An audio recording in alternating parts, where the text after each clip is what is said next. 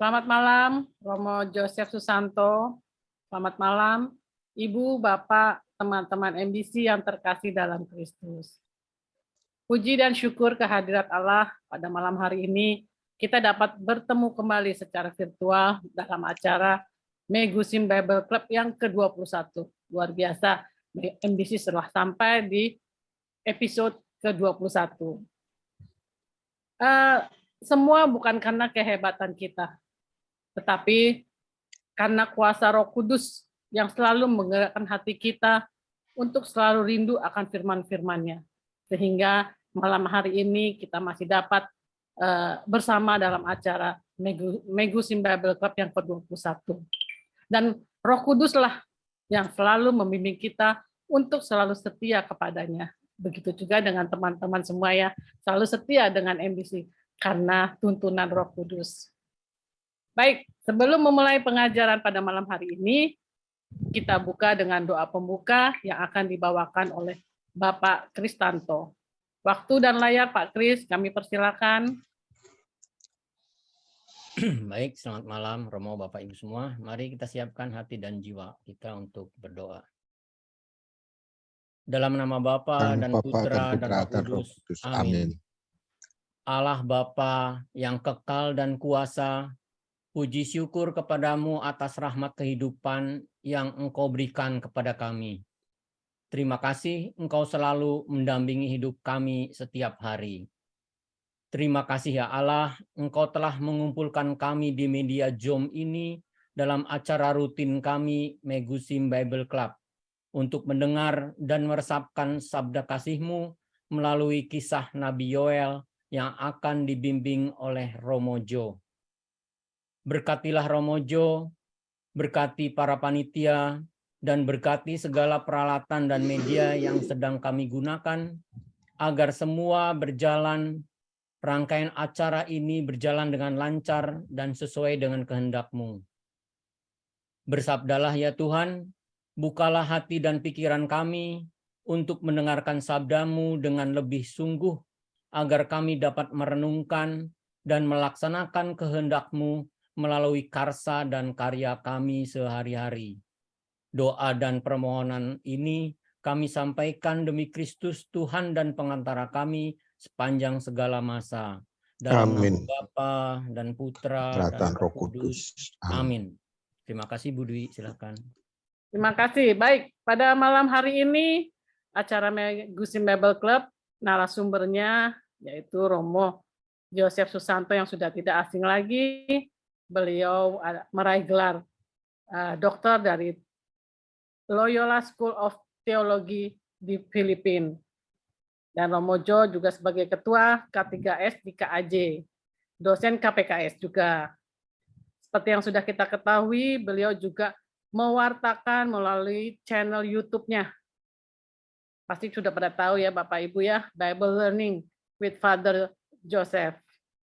Luar biasanya subscribernya sampai saat ini kalau tidak salah sudah sampai 245.000. Semoga tidak salah ya Om ya. Dan juga kira-kira sekitar 700-an video yang sudah diunggah di channel YouTube-nya. Nanti Bapak Ibu bisa cek, bisa lihat-lihat di YouTube-nya Romo Jo. Semoga apa yang saya infokan tidak salah Romo ya. Atau mungkin sekarang udah naik bukan 245.000 lagi, sampai 500 mungkin kali ya. Semoga Roh Kudus yang bekerja, berkarya dalam YouTube Romo Jo. Baik, dan Romo Jo juga sebagai penulis buku. Mungkin Bapak Ibu juga sudah punya bukunya kali ya. Ada Tiada Kata Tanpa Makna, Ketika Salib Terasa Berat, dan lain-lain. Oke, untuk tidak berlama-lama, saya ngalor ngidul ke sana ke sini. Baiknya acara ini, pengajaran ini akan kita mulai dan saya akan serahkan kepada Bapak moderator kita, Bapak Christopher Teja. Waktu dan layar kami persilakan Pak Teja. Terima kasih Bu Dwi. Sekali lagi selamat malam Romo Jo, Ibu Bapak yang terkasih dalam Kristus. Perkenalkan saya Teja dari Seksi Kerasulan Kitab Suci Paroki Serpong Gereja Santa Monica yang pada malam hari ini ditugaskan untuk memoderatori acara pertemuan bulanan Megusim Bible Club yang kali ini mengambil topik Nabi Yoel berkat yang tidak pernah dibayangkan. Dan seperti tadi disampaikan oleh Bu Dwi bahwa narasumber kita adalah Romo Dr. Yosef Ferry Susanto PR. Nah, Ibu Bapak dan rekan-rekan MBC yang terkasih, sebelum memasuki pemaparan materi, izinkan saya memperkenalkan Megusim Bible Club, terutama bagi Ibu Bapak yang baru bergabung mengikuti pertemuan dengan MBC ini. Megusim Bible Club atau disingkat MBC merupakan komunitas dari umat paroki Serpong Gereja Santa Monica di bawah naungan Seksi Kerasulan Kitab Suci. MBC ini dibentuk pada bulan April tahun 2021, sehingga usianya masih relatif muda dan tentu jauh dari kata sempurna. Tujuan dibentuknya MBC ini adalah sebagai wadah dari umat paroki yang ingin memperdalam pengetahuan tentang kitab suci. Karena dibentuk pada masa pandemi COVID, maka kami juga tidak ingin membebani paroki sehingga MBC ini bisa berjalan sampai pada pertemuan ke-21 ini berkat kasih Allah dan juga kemurahan hati dari para anggota dan simpatisannya. Nah, pada awalnya MBC ini dibentuk sebagai wadah bagi umat paroki Serpong yang memang ingin memperdalam pengetahuan kitab suci. Karena itu, dari anggota perdana yang mendaftar pada umumnya telah mempunyai dasar-dasar pengetahuan tentang kitab suci, seperti lulusan atau alumni KPKS, alumni dari kursus kitab suci paket KAJ, Emmaus Journey, dan juga kursus evangelisasi pribadi dan sebagainya. Namun dalam perkembangannya, MBC membuka juga untuk umat dari paroki lain dan untuk beberapa topik yang dirasa bermanfaat dan dapat diikuti oleh lebih banyak peserta, seperti pada malam hari ini. Sebagai pengurus MBC, kami juga senantiasa berusaha agar topik-topik yang disajikan adalah topik yang jarang dibahas di komunitas lain, juga di kursus-kursus yang ada.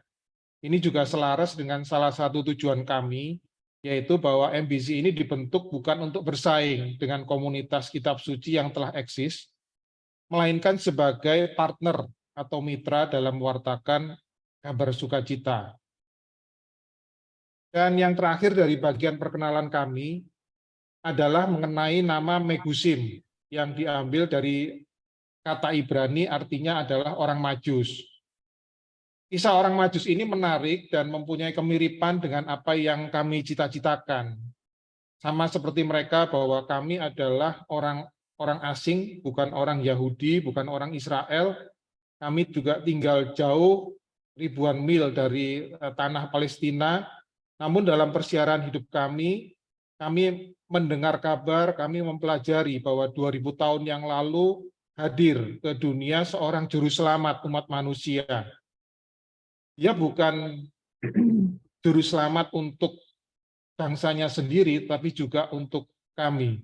Sehingga kami berusaha mencari, mempelajari bukan secara fisik, namun secara spiritual. Sehingga apa yang telah diwartakan, karya keselamatan yang telah diwartakan dari zaman ke zaman itu boleh kami ketahui dan kami pelajari. Dan juga kami berharap dengan pencarian ini kami bisa meninggalkan cara hidup kami yang lama, seperti orang-orang Majus yang pulang lewat jalan lain setelah bertemu dengan Juru Selamat. Demikian perkenalan kami, Ibu Bapak dan saudari-saudara yang terkasih. Sekarang kita akan memasuki pengajaran pada malam hari ini dengan topik Nabi Yoel, berkat yang tidak pernah dibayangkan. Nah, Ibu Bapak, sedikit pengantar bahwa kitab Nabi Yoel ini merupakan bagian dari kitab-kitab Nabi kecil dalam Perjanjian Lama. Popularitasnya tidak bisa dibandingkan dengan kitab Nabi Yesaya misalnya, atau bahkan dengan kitab Nabi Yunus. Namun bukan berarti pesan-pesan yang ditulis oleh Nabi Yoel mempunyai makna yang lebih kecil dari kitab para nabi lainnya. Pesannya tentu mempunyai bobot yang sama, karena pesan itu langsung didapatkan Nabi Yoel dari Allah yang sama, yang bersabda kepada para nabi-nabi lainnya. Malam ini kita akan bersama mendengarkan pengajaran dari Romo Jo apa pesan-pesan Nabi Yoel bagi kita dan relevansinya bagi kehidupan kita masa kini. Untuk itu, mohon perkenan Romo Yosef untuk menyampaikan materinya. Silakan Romo. Selamat malam Ibu Bapak Saudara-saudaraku terkasih, pencinta firman Tuhan. Senang rasanya saya melihat kembali wajah Anda di hari Minggu malam ini. Ketika kita ya mungkin sudah nggak sibuk, sudah ya banyak di rumah. Kita mencoba untuk merenungkan firman Tuhan sedikit lebih dalam daripada yang kita dengar mungkin di khotbah atau di pengajaran-pengajaran yang lain. Jujur Li, saya ini udah lama nggak nge-Zoom. Karena semenjak kelas kembali ke offline, kayaknya nih saya sudah rada-rada gaptek dengan Zoom. Udah lama, udah 1 semester nggak pernah nge-Zoom. Terima kasih sudah mengingatkan saya kembali terhadap masa-masa pandemi waktu itu. Sejauh saya lihat tadi yang menyalakan video kamera, ini dedengkot-dedengkot ini. Udah pemain-pemain lama ini. Sebetulnya saya nggak perlu mengulang lagi, mengajar lagi, karena nih lulusan KPKS, ada komisi kitab suci, ada pokoknya dari mana-mana deh. Senang rasanya. Saudara-saudaraku, yang bisa saya ceritakan tentang Yoel begini. Kitab Yoel adalah salah satu tahapan penting dalam perjalanan saya mencintai firman Tuhan. Mengapa? Jadi ketika saya dikirim ke Roma sekitar tahun 2008 oleh Bapak Kardinal Darmo Yuwono, saya kuliah di Roma, S2 Biblikum. Waktu itu kami disuruh milih untuk nulis tesis. Saya tanya kepada pihak STF, mana pelajaran-pelajaran kitab suci yang masih belum ada dosennya, yang dosennya kira-kira akan pensiun. Dengan mudah dijawab waktu itu, Romo Yosef, Romo Martin Harun itu sebentar lagi akan pensiun. Butuh pengganti pengajar perjanjian lama. Waduh, iya juga deh.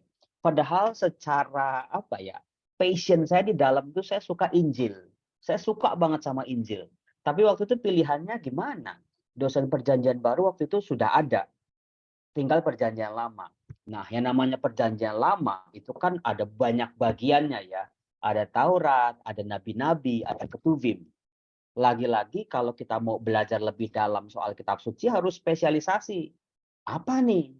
Taurat kah? Pasti itu udah banyak yang nulis. Nabi-nabi atau ketuvim, tinggal pilihannya 2. Ketika pilihannya 2, saya cari dosen pembimbingnya. Siapa ini? Dosen yang enak, dosen yang tidak menyulitkan, tapi jangan dosen yang gampangan. Waktu itu ada seorang dosen tua, Romo Gianni Barbiero, orang Itali. Beliau ngajar waktu itu Yeremia.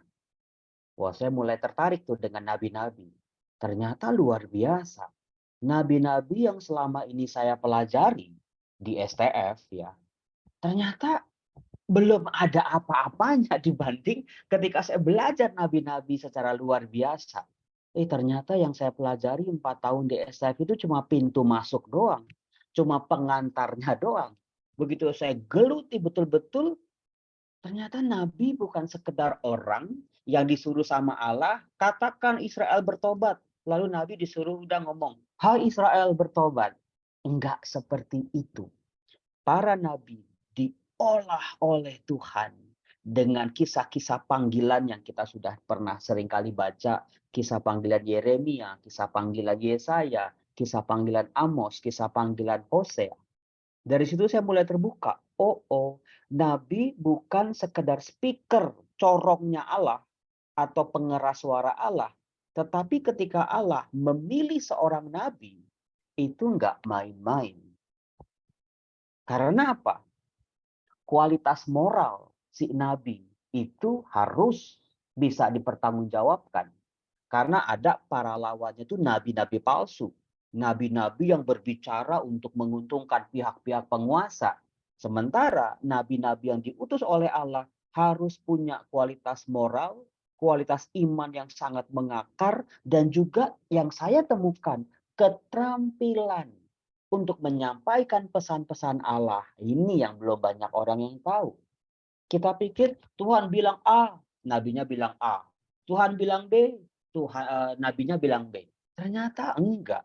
Nabi betul-betul dipakai akal budinya, hatinya, intuisinya, pengalaman hidupnya, pengalaman rohaninya. Dari situ saya mulai mengalami pertobatan. Kalau orang dipilih oleh Allah, itu bukan robot, tetapi betul-betul harus ada panggilan nabi, itu harus dijawab dengan seutuhnya dari diri nabi. Mudah-mudahan di sini kita langsung mengambil sebuah inspirasi nih buat hidup kita. Kalau kita jadi dipercaya oleh Romo Paroki, oleh teman-teman, jadi pengurus ini, pengurus itu. Kita itu bukan event organizer, betul? Kita itu bukan sekedar panitia biasa, tetapi Tuhan memang mau mempergunakan diri kita seutuhnya. Ini penting. Lalu yang kedua, saya melihat ketika saya belajar kitab nabi-nabi, ternyata betul. Nabi-nabi ini, meskipun Amos dikatakan dia pemungut buah arah hutan, dia seorang pengembala kambing domba, tetapi kalau kita baca kitab Amos, tampak dia itu bukan seorang pengembara biasa, bukan. Tapi orang yang memang punya kemampuan supaya pewartaannya ini bisa didengar. Supaya pewartaannya ini bisa langsung orang nyimak. Karena gini, yang namanya nabi di Israel itu paling kesian kok. Dimusuhin, ditolak, nggak dipercaya, diusir, mau dibunuh, dianiaya. Hampir seluruh nabi ketika mereka masih hidup itu nggak didengerin. Baru setelah mereka meninggal, mereka wafat, dan nubuat-nubuat mereka betul-betul kejadian, baru banyak orang matanya mulai terbuka. Oh, ternyata si Amos itu nabi. Kenapa? Ya itu nubuatnya kejadian, misalnya gitu. Dan apakah Anda tahu bahwa musuh atau para lawan nabi adalah siapa? Pertama-tama bukan para raja penguasa. Pertama-tama bukan penjahat-penjahat. Pertama-tama itu bukan pedagang-pedagang yang korup. Tetapi musuh yang pertama nih harus saya bongkar, saya buka sampai saya malu sendiri. Musuh para nabi adalah para imam. Hayo. Para imam. Orang-orang yang waktu itu sudah punya jabatan, sudah punya kedudukan, sudah merasa stabil hidupnya, sudah ya hidupnya tenang dan damai. Gimana enggak? Mereka enggak kerja tapi persembahan ngalir. Mereka terlena. Ketika hidup sudah terlena seperti itu, ada yang musik, bertobatlah, persembahanmu akan ditolak oleh Allah, kalian akan dihukum. Yang paling gregetan, yang paling pantatnya panas pada waktu itu adalah para imam.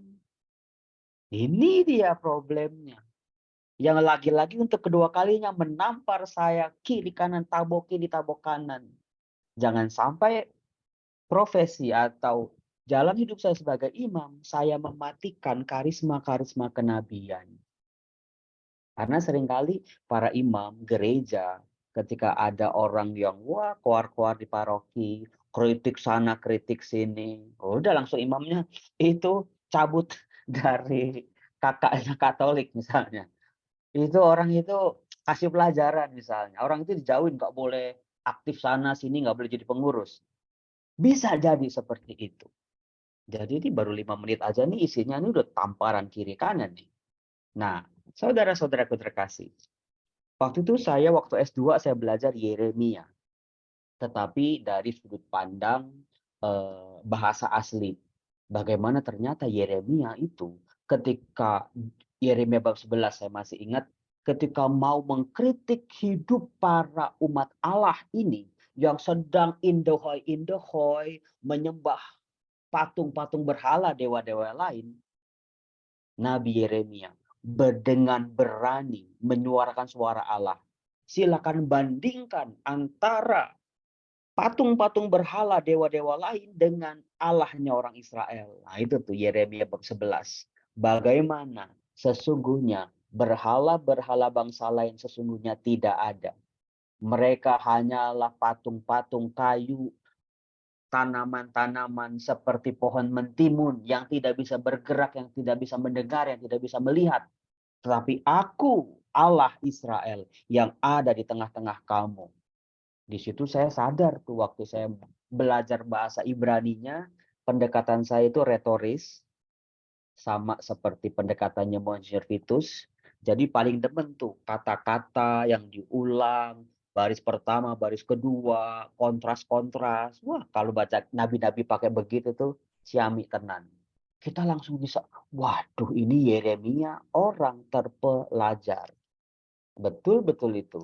Allahnya orang bangsa-bangsa lain dengan Allahnya orang Israel ditabrakin dan ternyata nggak ada apa-apanya itu berhala-berhala bangsa lain. Nah, karena udah kecebur di perjanjian lama, udah kecebur juga di spesialisasi spesialisasi nabi-nabi. Ketika pulang, saya ngajar juga di STF waktu tahun 2012, saya udah mulai ngajar, 2013, 2014, saya diminta lagi oleh Bapak Uskup untuk lanjut doktoral. Waktu itu saya pilih di Filipina, saya nggak mau kerja dari nol lagi. Nah itu dia, ini penting nih. Ketika dari S2 udah belajar nabi-nabi Yeremia, saya mau di S3 ini saya dalemin lagi. Tapi saya nggak boleh pilih Yeremia lagi, itu nggak boleh. Saya harus pilih nabi yang lain. Maka ya udah, syarat kalau nulis S3 disertasi adalah harus menemukan sesuatu yang baru. Nah ini dia. Yang belum pernah ditemukan, belum pernah dikatakan oleh ahli-ahli lain. Mampirlah saya ke perpustakaan kampus. Perpustakaan teologi di Manila itu besar sekali. Kalau yang namanya Nabi Yesaya, Bu, itu udah dari ujung ke ujung itu banyak ahli yang nulis. Nabi, siapa lagi, Yeskiel itu juga banyak. Yeremia juga banyak. Amos, Hosea itu juga banyak. Saya mikir, waduh, kebaharuan apa ini yang bisa saya temukan kalau udah banyak ahli berbicara soal itu.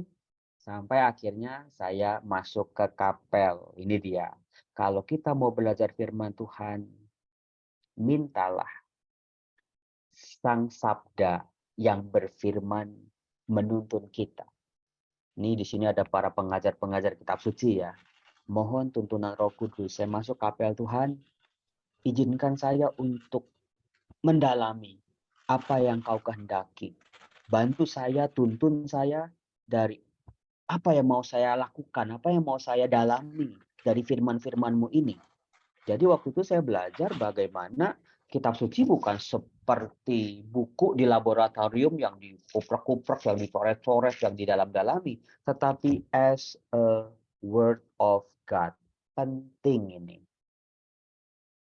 Perlakukan kitab suci sebagai sabda Tuhan, bukan sebagai bahan pelajaran saja, bukan sebagai yang kita mau dalami gitu. No. Firman Tuhan jauh lebih besar daripada saya yang mencoba untuk mempelajarinya. Kalau dibalik bahaya. Wow, saya yang lebih hebat. Firman Tuhannya kayak kodok gitu yang saya belek-belek, ada jantungnya, ada itunya. Itu nggak bisa. Kitab suci bukan kodok di laboratorium. Maka masuklah dalam kapel, Tuhan tuntun saya. Nah, dilalah ibu bapak waktu itu, setelah 1 minggu saya bawa dalam doa, nggak tahu kenapa, keluar tuh Yoel. Saya juga nggak tahu kenapa, kok bisa Yoel ya. Nah, mulailah saya mendalami. Langkah kedua, setelah kita minta tuntunan dari Allah, langkah kedua adalah, kalau kita mau mendalami sebuah kitab adalah baca teksnya. Ini yang seringkali pengajar kitab suci, bahkan umat beriman apalagi, melewati tahap paling penting ini. Read the text. Baca teksnya. Berapa kali Romo? Sekali, 2 kali, 3 kali, 4 kali. Saya sudah membacanya ratusan, bahkan ribuan kali. Dalam bahasa ibu, bahasa Indonesia, dalam bahasa Inggris, dalam bahasa Ibrani. Jadi itu saya diajarin sama dosen saya, Joseph, coba kalau kamu mau membaca teks kitab suci, baca teks aslinya. Tapi pertama-tama kamu harus baca teks bahasa ibumu. Your mother language apa? Indonesia. Ya udah, baca dulu Indonesianya. Ini kitab Yoel di tangan saya ini udah coret sana coret sini, udah sampai lepas-lepas pokoknya. Saya baca setiap hari. Saya biarkan Tuhan, Engkau yang ngomong, Engkau yang bersabda. Bukan saya yang membaca, tapi Engkau yang bersabda Tuhan. Coba. Nah itu rasakan tuh. Bahwa kata-kata Yoel ini, yang ditulis dalam kitab Yoel ini, itu Tuhan sedang bersabda. Bukan kepada orang Israel 2.500 tahun yang lalu, tetapi juga kepada saya. Ah, itu langkah ketiga nih. Saya udah kasih trik-trik saya tuh. Banyak banget tuh. Ketika baca kitab suci, baca kitab nabi-nabi, Yeremia, Yesaya, Yeskiel, Amos, Obadya, sampai Maleaki, bacalah bukan hanya untuk orang-orang Israel 2.500 tahun yang lalu, tapi buat aku sebagai orang beriman. Di situ saya kena, mulai dapat rohnya, dapat jiwanya. Setelah itu mulai baca bahasa Inggrisnya, mulai baca bahasa Ibraninya. Apakah Anda tahu, kalau baca kitab suci, supaya kita ngerti, jangan baca dalam hati doang. Ini trik yang kelima tuh. Jangan baca cuma dalam hati doang. Tapi bacalah ini, pakai mulut, pakai suara. Firman Tuhan datang kepada Yoel bin Petuel. Dengarlah ini, hai para tua-tua. Pasanglah telinga, hai seluruh penduduk negeri. Pernahkah terjadi seperti ini dalam zamanmu dan dalam zaman nenek moyangmu? Nah, kayak gitu. Ini trik nih. Kalau Anda mau bikin renungan, kalau Anda mau mengajar, bacalah keras-keras. Karena apa? Apakah Anda tahu ketika nubuat-nubuat nabi dikatakan oleh para nabi, itu bentuknya tidak ada yang tertulis, tapi dikatakan oleh si nabi. Maka untuk menangkap kekuatan sabda atau kekuatan nubuat itu, kita harus mendengar. Ketika kita membaca, sekaligus kita baca, sekaligus kita dengar. Tapi kalau cuma dalam hati, Anda dalam hati gitu baca 100 kali, akan berbeda. Read it loudly. Katakan, baca ini dengan keras. Sampai kita betul-betul sang nabi Allah sendiri berbicara kepada kita. Kemudian, yang menarik juga dari kitab nabi-nabi, banyak para ahli mulai berasumsi, mulai bingung. Ini sebetulnya Yoel ini orang benar ada namanya Yoel, seorang nabi, atau nama samaran seperti Mazmur Daud, kebijaksanaan Salomo, Taurat Musa, gitu ya. Ini Yoel, Yeskiel, Yeremia, Hosea, Obadya, Maleaki, semua nabi-nabi, kalau kita perhatikan dalam bahasa aslinya, itu kok kayaknya ada kaitannya sama isi pewartaannya. Kalau Nabi Yoel, dua kata tuh, Yoel. Yo adalah singkatan dari nama Allah orang Israel. Mereka kan nggak boleh nyebut Yahweh, itu nggak boleh. Tapi kalau Yo itu boleh. Yo, El itu Allah. Berarti Yo itu artinya Tuhan, Yahweh, Adonai. Tuhan adalah Allah.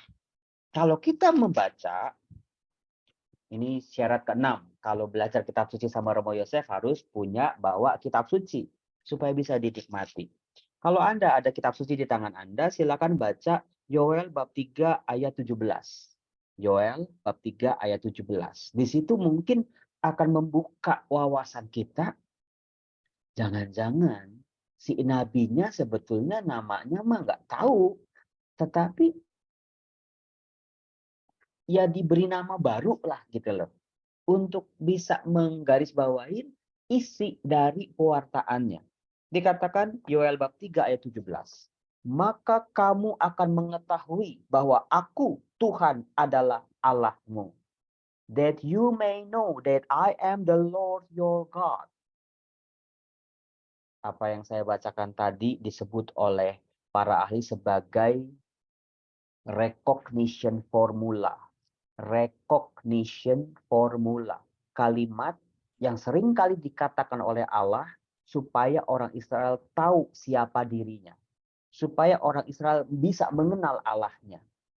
Anda pasti kalau baca kitab Keluaran pasti familiar dengan recognition formula. Kalimat that you may know, supaya kamu tahu bahwa akulah Tuhan. Ketika tulah-tulah di Mesir, setiap kali tulah diturunkan oleh Allah, Allah berkata supaya orang Mesir tahu akulah Tuhan. Supaya orang Israel tahu akulah Tuhan Allah mereka. Ketika misalnya terjadi mukjizat-mukjizat di padang gurun, kelaparan dikasih mana, kehausan dikasih air, kemudian juga ada burung puyuh, selalu ada kata-kata that you may know that I am the Lord, supaya kamu tahu bahwa akulah Tuhan. Jadi dari sini kita bisa belajar nih, ternyata keajaiban-keajaiban yang kita baca dalam kitab suci, termasuk dalam perjanjian baru loh. Anda pasti kaget, kenapa Tuhan Yesus dalam hidupnya banyak melakukan mukjizat. Mukjizat itu tekanannya bukan, wih, orang piansui bisa hidup, bisa bergerak lagi tangannya. Orang lumpuh, orang timpang bisa berjalan lagi. Orang lapar bisa makan 5 roti 2 ikan. Orang mati bisa bangkit lagi. Orang buta bisa melek lagi. Bukan itu. That you may know that I am the Lord. Baru tahu kan sekarang? Ketika orang banyak seringkali bertanya sama kita ya, buktikan bahwa Tuhan Yesus itu Allah, gitu kan? Sering kan? Buktikan bahwa Yesus Tuhan Yesus itu mengakui atau menyatakan dirinya dia Allah. Buat Tuhan Yesus nggak penting itu. Tapi dengan mukjizat-mukjizatnya. Makanya Yesus berkata, ketika aku melakukan tanda-tanda ini, hadirlah kerajaan Allah. That you may know that I am the Lord. Ini yang dikatakan oleh Yoel. Supaya kamu tahu bahwa aku Tuhan adalah Allahmu. Yoel. Romo, kalau nabi lain, yaitu Yesaya. Y-nya itu singkatan dari nama Adonai, Yahweh. Yasa artinya menyelamatkan. Allah menyelamatkan itu diulang-ulang dalam sepanjang kitab Yoel. Yeremia dari kata Yirmiyahu, Allah yang mengangkat. Itulah intisari dari kitab Yeremia. Hosea, Allah yang menyelamatkan. Itu juga Allah yang mengasihi. Itulah arti nama dari Hosea. Maleaki dari Melek, Tuhan adalah Raja, ya itulah. Jadi para ahli mulai mempertanyakan, apakah nama-nama nabi ini memang betul nabi yang ngomong ini namanya Yoel, namanya Yesaya, namanya Yeskiel. Yeskiel itu kan Allah yang mengangkat. Allah yang menguatkan. Bagaimana sepanjang kitab Yeskiel itu Allah betul-betul mengangkat atau menguatkan umatnya. Tetapi saudara-saudara, sebetulnya bukan masalah tipu-tipu kok, bukan. Jangan takut untuk ditipu. Jangan goyang dulu imannya. Waduh, selama ini ternyata aku tuh ditipu ya.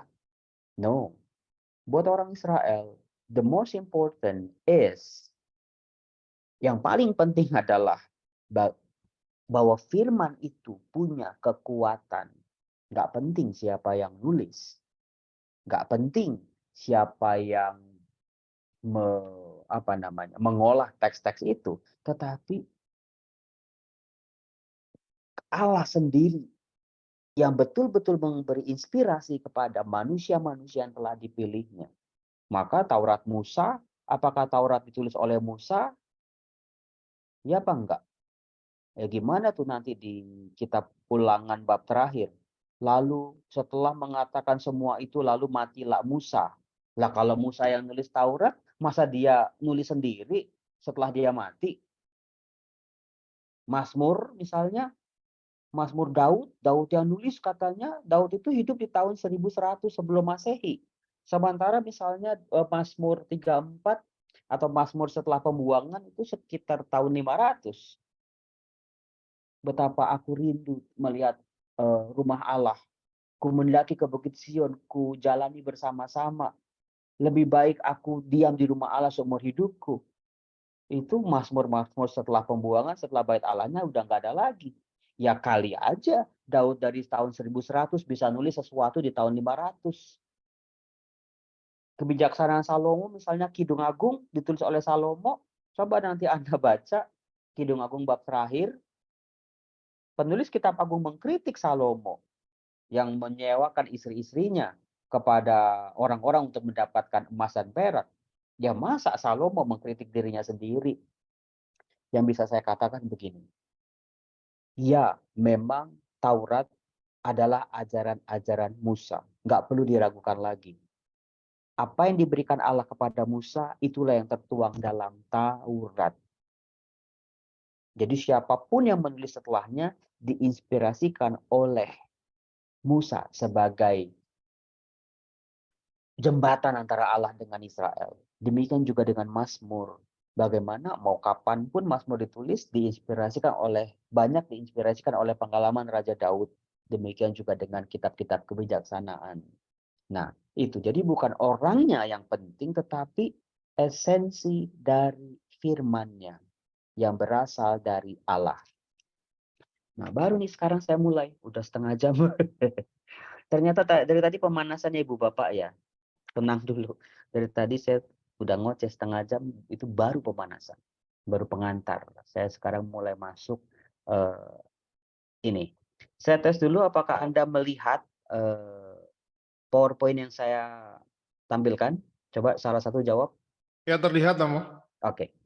Ketika berbicara soal Yoel, kita nggak bisa memisahkan dari dua kitab yang mengapitnya, yaitu Hosea yang ada sebelum kitab Yoel dan Amos yang kita bisa temukan setelah kitab Yoel. Coba Anda mulai buka kitab suci Anda, kitab Hosea.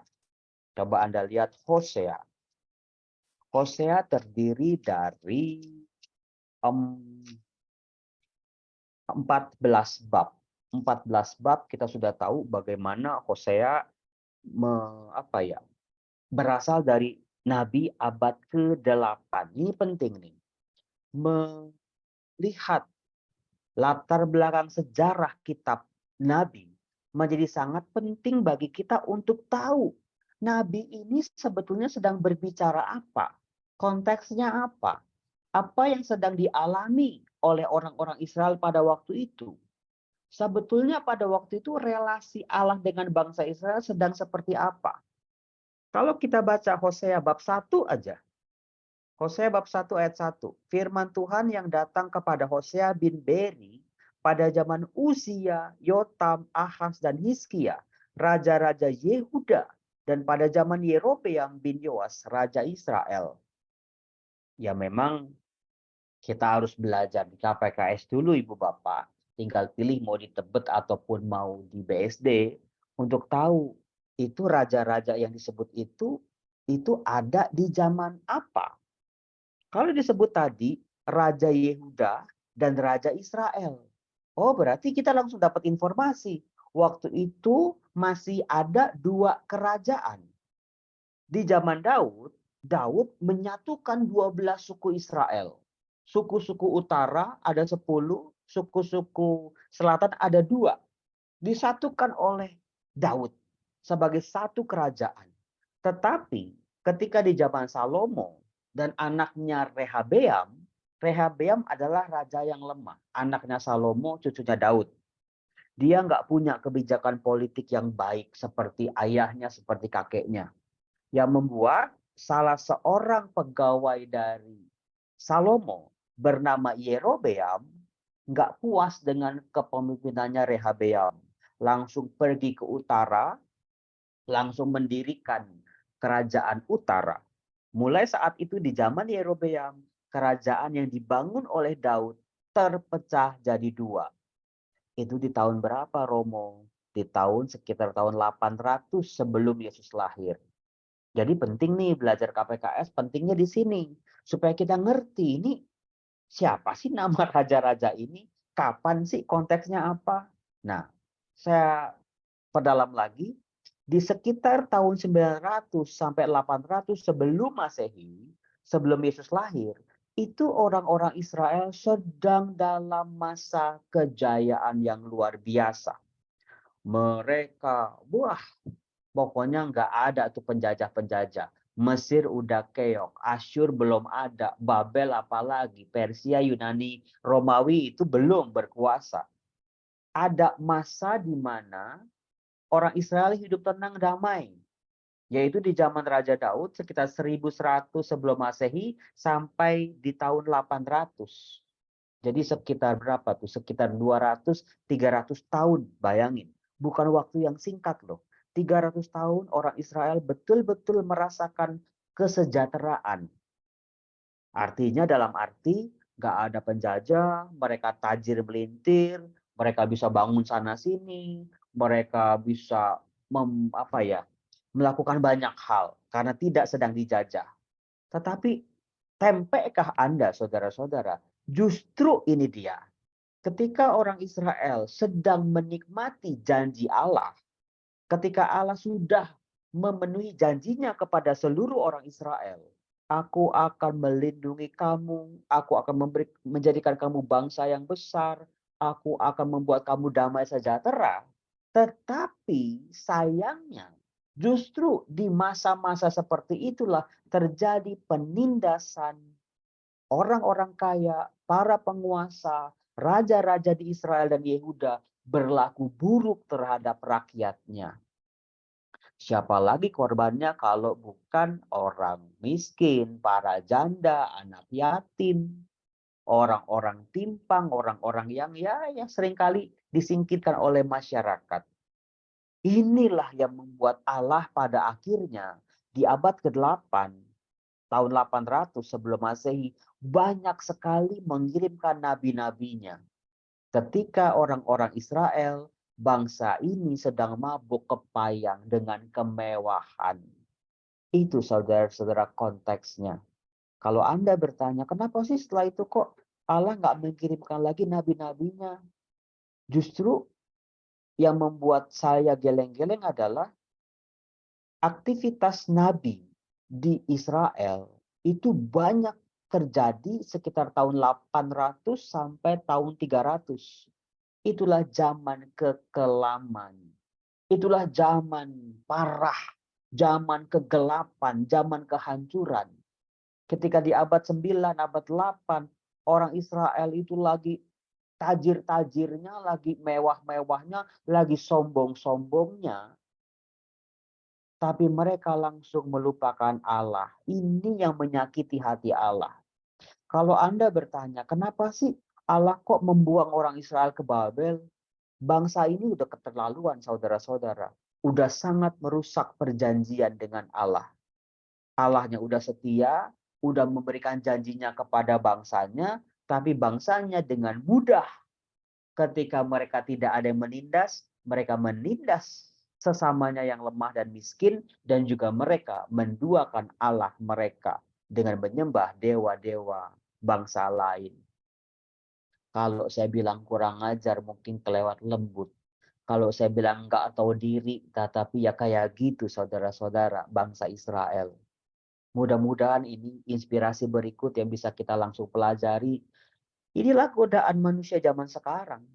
Ketika hidupnya udah enak, ketika hidupnya udah tajir melintir, nggak butuh Tuhan, mendewakan uang, mendewakan kedudukan, mendewakan segala-galanya, sampai akhirnya nanti jatuh. Nah ini, sejarah itu terulang sebetulnya saudara-saudara. Nah, ketika kita lompat ke Nabi Amos, saudara-saudara, silakan Anda buka Nabi Amos bab 1 ayat 1. Bab 1 ayat 1, coba. Perkataan yang dinyatakan kepada Amos, salah seorang peternak domba dari Tekoa, tentang Israel pada zaman Uzia, Raja Yehuda, dan dalam zaman Yerobeam anak Yoas, Raja Israel, 2 tahun sebelum gempa bumi. Romo, kok nama-nama raja yang tadi disebut kok mirip-mirip ya Romo, dengan nama yang di Hosea bab 1 ayat 1. Ada Yerobeam, ada Uzia. Artinya apa? Kita langsung bisa menyimpulkan Hosea dan Amos hidup di zaman yang sama, menghadapi situasi kemelut yang sama. Dan sayangnya, mereka berdua juga mengalami situasi penolakan yang sama oleh para imam.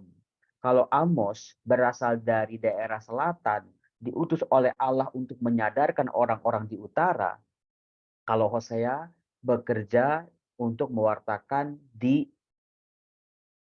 kerajaan selatan. Jadi mau selatan mau utara waktu itu sebetulnya sama aja situasinya. Mengerikan. Allah mengirimkan 2 nabi terbaiknya loh. Satu untuk utara, satu untuk selatan, namanya Hosea dan Amos.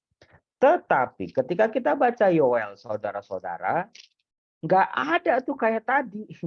Zamannya siapa? Nggak ada. Kalau kita baca Yoel bab 1, firman Tuhan yang datang kepada Yoel bin Petuel. Nah ini dia. Kita langsung, waduh, kok nggak sejernih, nggak ada informasi tentang Yoel berkarya di zaman apa. Ini penting. Para ahli sampai sekarang masih pro dan kontra tentang Yoel. Yoel ini nabi sebelum pembuangan atau nabi setelah pembuangan. Ada beberapa ahli mengatakan Yoel itu sebelum pembuangan. Buktinya apa? Buktinya adalah dia ditempatkan setelah Hosea, sebelum Amos. Itu pendapat ahli yang berkata bahwa Yoel ini nabi sebelum pembuangan. Di mana buktinya itu ditempatkannya di tengah-tengah Hosea dan Amos, nabi-nabi abad ke-8. Tetapi pendapat itu akhir-akhir ini mulai banyak ditinggalkan Ibu Bapak oleh para ahli sendiri. Yang membaca kitab Yoel, tampak sekali mereka melihat, gini, saya kasih clue-nya begini. Kalau nabi-nabi sebelum pembuangan tahun berapa? Coba tulis di kolom komen. Ayo saya mau tes murid-murid KPKS saya. Pembuangan ke Babel tahun berapa? Ayo tulis. Malam ini nggak ada giveaway. Kalau Anda jawabnya nggak betul. Tahun berapa pembuangan ke Babel? Yaitu tahun 587. Bayangin saudara-saudara, dari tahun 800 itu orang Israel sudah diingatkan oleh Allah. Udah diperingatin oleh Allah. Udah. Tapi mereka nggak bertobat. Dibutuhkan waktu sekitar 200 tahun loh. Ini nabi-nabi ini koar-koar betul-betul. Tapi nggak pernah bertobat. Ya kali kalau kayak makan cabai rawit begitu kita gigit langsung pedes. Orang Israel kagak. Bebalnya, keras kepalanya. Pokoknya tuh. Saya mah kalau udah lihat orang Israel dalam perjanjian lama tuh saya cuma ngelihat diri saya sendiri. Saya kayak lihat cermin. Kok gue banget ya? Jadi ini dia. Salah satu trik ketika kita membaca kitab Nabi ya. Semakin kita kesel sama orang-orang Israel yang ditulis di perjanjian lama. Sebetulnya kita lagi lihat cermin kok. Kita lagi lihat diri kita sendiri. Kamu juga kayak begitu. Gitu. Nah, nabi-nabi sebelum pembuangan itu cenderung untuk membongkar dosa-dosanya orang Israel.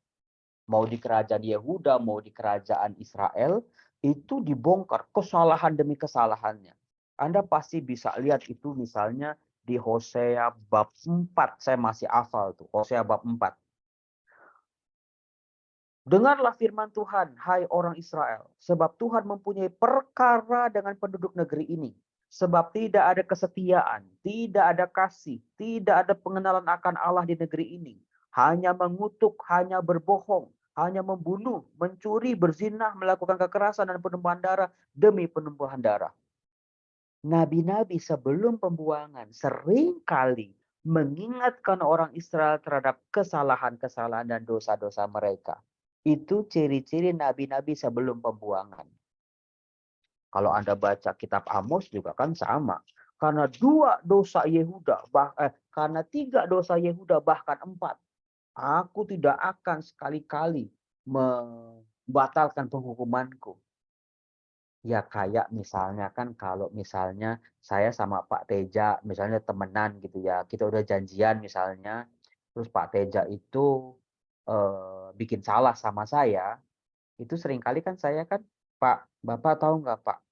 Bapak tuh udah melakukan kesalahan ini gitu ya. Maksudnya apa? Ya supaya sadar. Terus biasanya nabi-nabi sebelum pembuangan juga cenderung mengingatkan akan perjanjian. Misalnya kayak Pak Teja dulu nggak pernah ingat, emang nggak ingat dulu pernah janji sama saya misalnya. Kenapa Pak Teja kok tega-teganya mengingkari perjanjian Bapak? Supaya apa? Supaya sadar. Itu ciri khas nabi-nabi sebelum pembuangan. Tetapi saudara-saudara, ketika kita baca kitab Yoel, kita akan geleng-geleng. Nggak ada dosa-dosa Israel disinggung di situ. Nggak ada. Israel yang begini, Israel yang begono, nggak ada.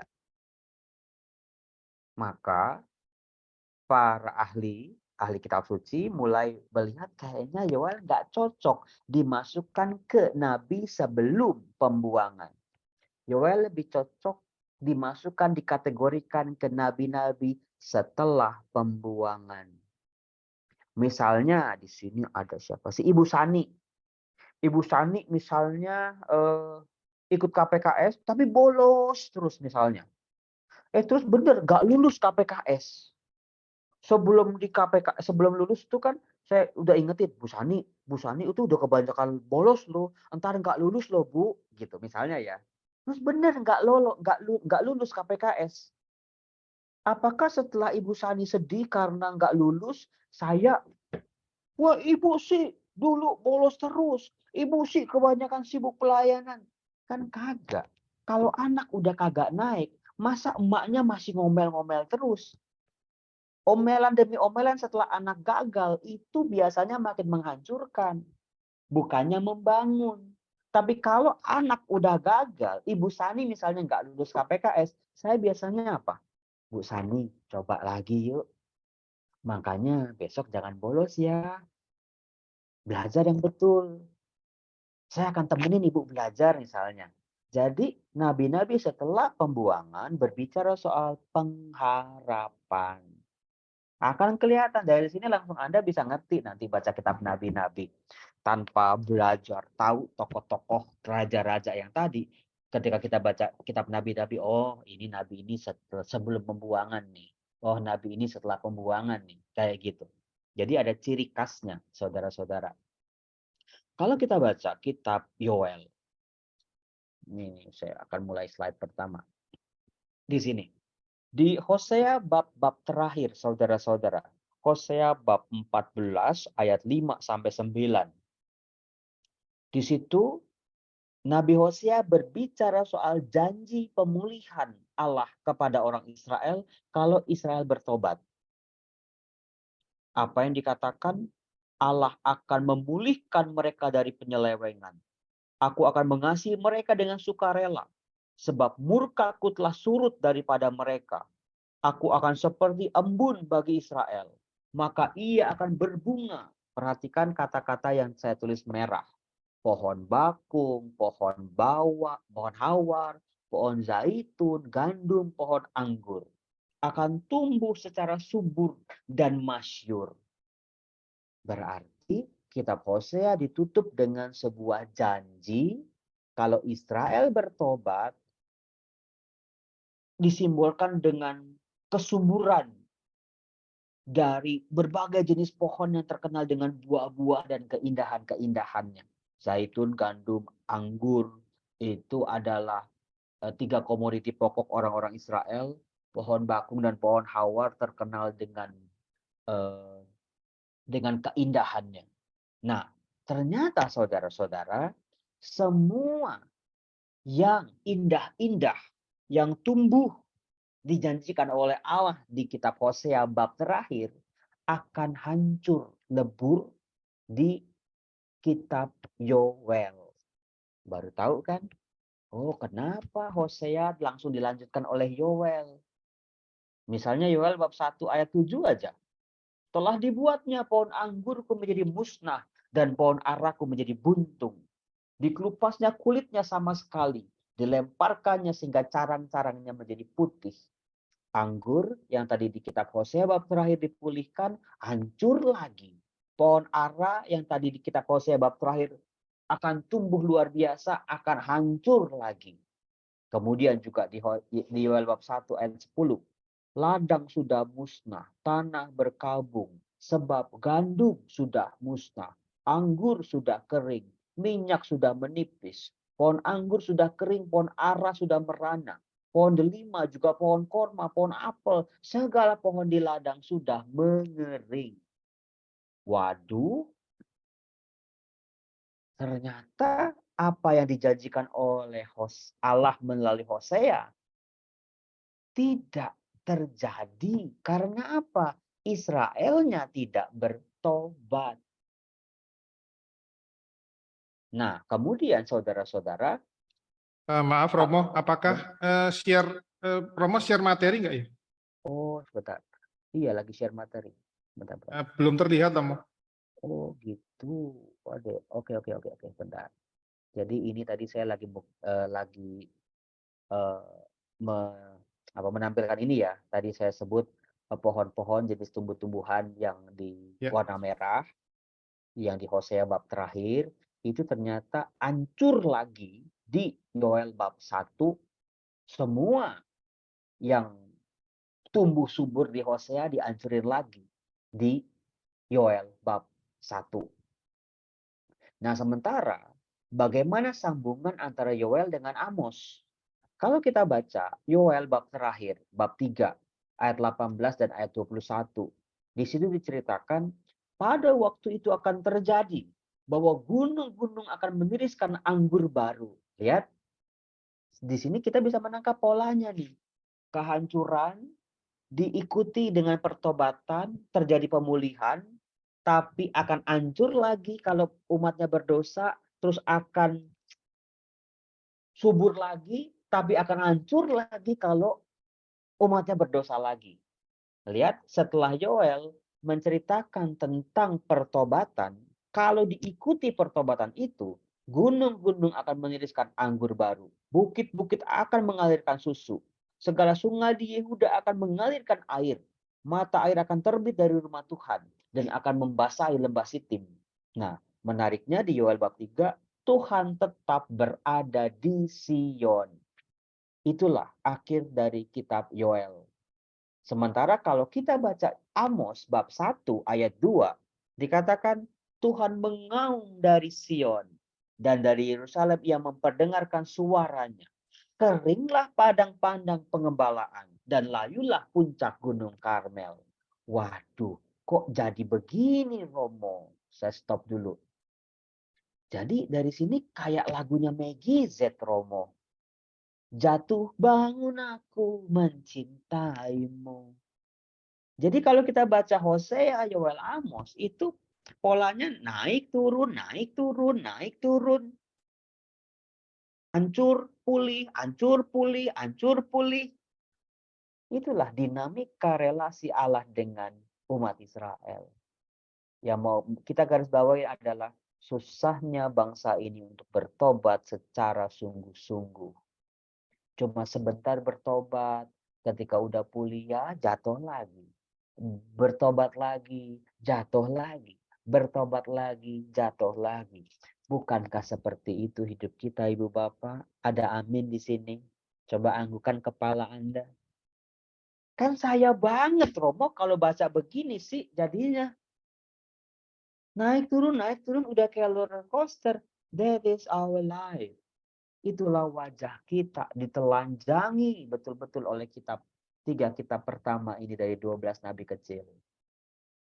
Jadi di sini kalau Allah sabar, itu udah sabar banget. Adonai el rahum we hanun erekafayim we rafaiset wemet. Erekafayim itu tuh artinya panjang sabar. Kesabaran Allah itu udah bisa ditarik nggak tahu kemana. Pokoknya panjang banget. Allah yang lambat menghukum. Jadi ketika nanti Anda membaca orang-orang Samaria dibuang ke Asyur, orang-orang Yerusalem dibuang ke Babel. Wah, Allah tega ya, Allah kejam ya, Allah jahat ya. Nah itu baca dulu ini latar belakangnya ini. Diingetin udah, diperingatin udah, diancam aja udah, dikasih pengharapan udah, dikasih janji-janji keselamatan udah. Tapi emang bangsanya yang dablek. Kalau saya ngomong Israel dablek, saya lagi ngomong ke saya sendiri sebetulnya. Memang kita yang dablek.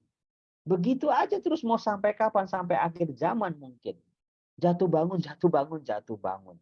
Umat ini nggak pernah belajar. Makanya Allah yang mencoba memperbaharui perjanjiannya dengan Israel melalui para nabi, pada akhirnya mengutus putranya sendiri, Yesus Kristus. Ini yang akhirnya ketika membaca kitab nabi-nabi membuat kita lebih paham lagi kenapa Allah kok turun ke dunia repot-repot amat. Karena nabi-nabi nggak didengerin. Putranya sendiri juga nggak didengerin waktu itu, malah wafat disalib. Jadi itulah wajah kita sebagai manusia yang katanya citra Allah, gambar Allah.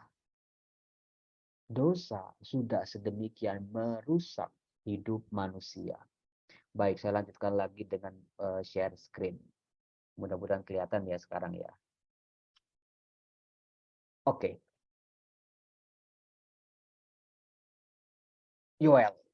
Ketika membaca Yoel, saudara-saudara, tadi sudah saya katakan Yoel ditempatkan setelah Hosea, sebelum Amos, bukan karena Yoel itu nabi sebelum pembuangan. Tetapi para ahli mulai berpendapat bahwa Yoel ini nabi setelah pembuangan. Kenapa, Romo? Nah, ini dia. Kenapa para ahli lebih berbicara kepada Yoel itu nabi berasal setelah pembuangan. Setelah pembuangan, apakah Anda tahu ada dua orang yang bernama Ezra Nehemia yang membangun kembali bait Allah, di mana semua liturgi-liturgi, persembahan-persembahan diatur. Nah, kitab Yoel lebih cocok di zaman, kalau dalam bahasa Inggris disebut the Second Temple Period. Periode pembangunan bait Allah yang kedua di zaman Ezra dan Nehemia. Itu zaman setelah pembuangan. Lebih cocok kalau kita membaca kitab Yoel itu kita lebih mudah membayangkan ketika persembahan-persembahan di bait Allah itu mulai teratur. Gitu. Nah, yang kedua, ada satu pohon yang tadi kita sebut yang sebetulnya bukan asli dari tanah Israel. Pohon apa? Coba Anda lihat ya di layar. Dari ara, delima, korma, dan apel. Yang mana yang bukan asli pohon-pohonan di Israel? Yaitu, ada yang bisa jawab di kolom komen atau buka suara aja? Yaitu pohon apel. Gak ada itu pohon apel di sejak Kejadian. Itu buah terlarang, Romo. Itu mah di film-film. Gak disebut itu buahnya apel. Apel itu, saudara-saudara, baru masuk ke tanah Israel itu di zaman penjajahan Yunani. Bayangin coba tahun 400. Ketika apel itu tumbuhnya itu di Eropa ya. Ketika penjajah Eropa, Yunani, masuk ke tanah suci sekitar tahun 500 sampai 400, mereka membawa itu buah-buahan apel dan ditanam di Yerusalem, di Israel, baru ternyata cocok dan orang Israel baru mengenal apel setelah tahun 500. Maka kalau disebut di sini pohon apel mengering, kita bisa berasumsi, oh berarti kitab Yoel itu setelah pembuangan. Gitu cara bacanya Ibu Bapak. Kita lanjutkan lagi. Sekarang kita baca ini deh. Kita baca. Silakan buka kitab suci Anda. Kita buka Yoel bab 1 ayat 4. Yoel bab 1 ayat 4. Coba kita lihat ya bareng-bareng. Untuk bisa melihat kekuatan sabda Tuhan, baca sabdanya. Jangan pakai handphone suci kalau begini. Nanti ada WhatsApp masuk, Anda terdistrak. Ada mantan pacar Anda WhatsApp, langsung ngobrol ntar ujung-ujungnya. Ya istri Anda atau suami Anda maksudnya. Yoel bab 1 ayat 4. Apa yang ditinggalkan belalang pengerip telah dimakan belalang pindahan. Apa yang ditinggalkan belalang pindahan telah dimakan belalang pelompat. Dan apa yang ditinggalkan belalang pelompat telah dimakan belalang pelahap. ada 4 jenis belalang disebut di situ. Belalang pindahan, belalang pengerit, belalang pindahan, belalang pelompat, dan belalang pelahap. Para ahli menafsirkan bahwa 4 jenis belalang ini sebetulnya belalangnya sama, tetapi cuma coba mau membedakan usia dari belalang-belalang ini. Ketika belalang masih kecil, ketika belalang sudah tumbuh bisa melompat, ketika belalangnya sudah mulai ada sayapnya, ketika belalangnya mulai dewasa. Artinya apa saudara-saudara? Belalang itu nggak sama kayak wereng. Sama wereng Anda tahu ya.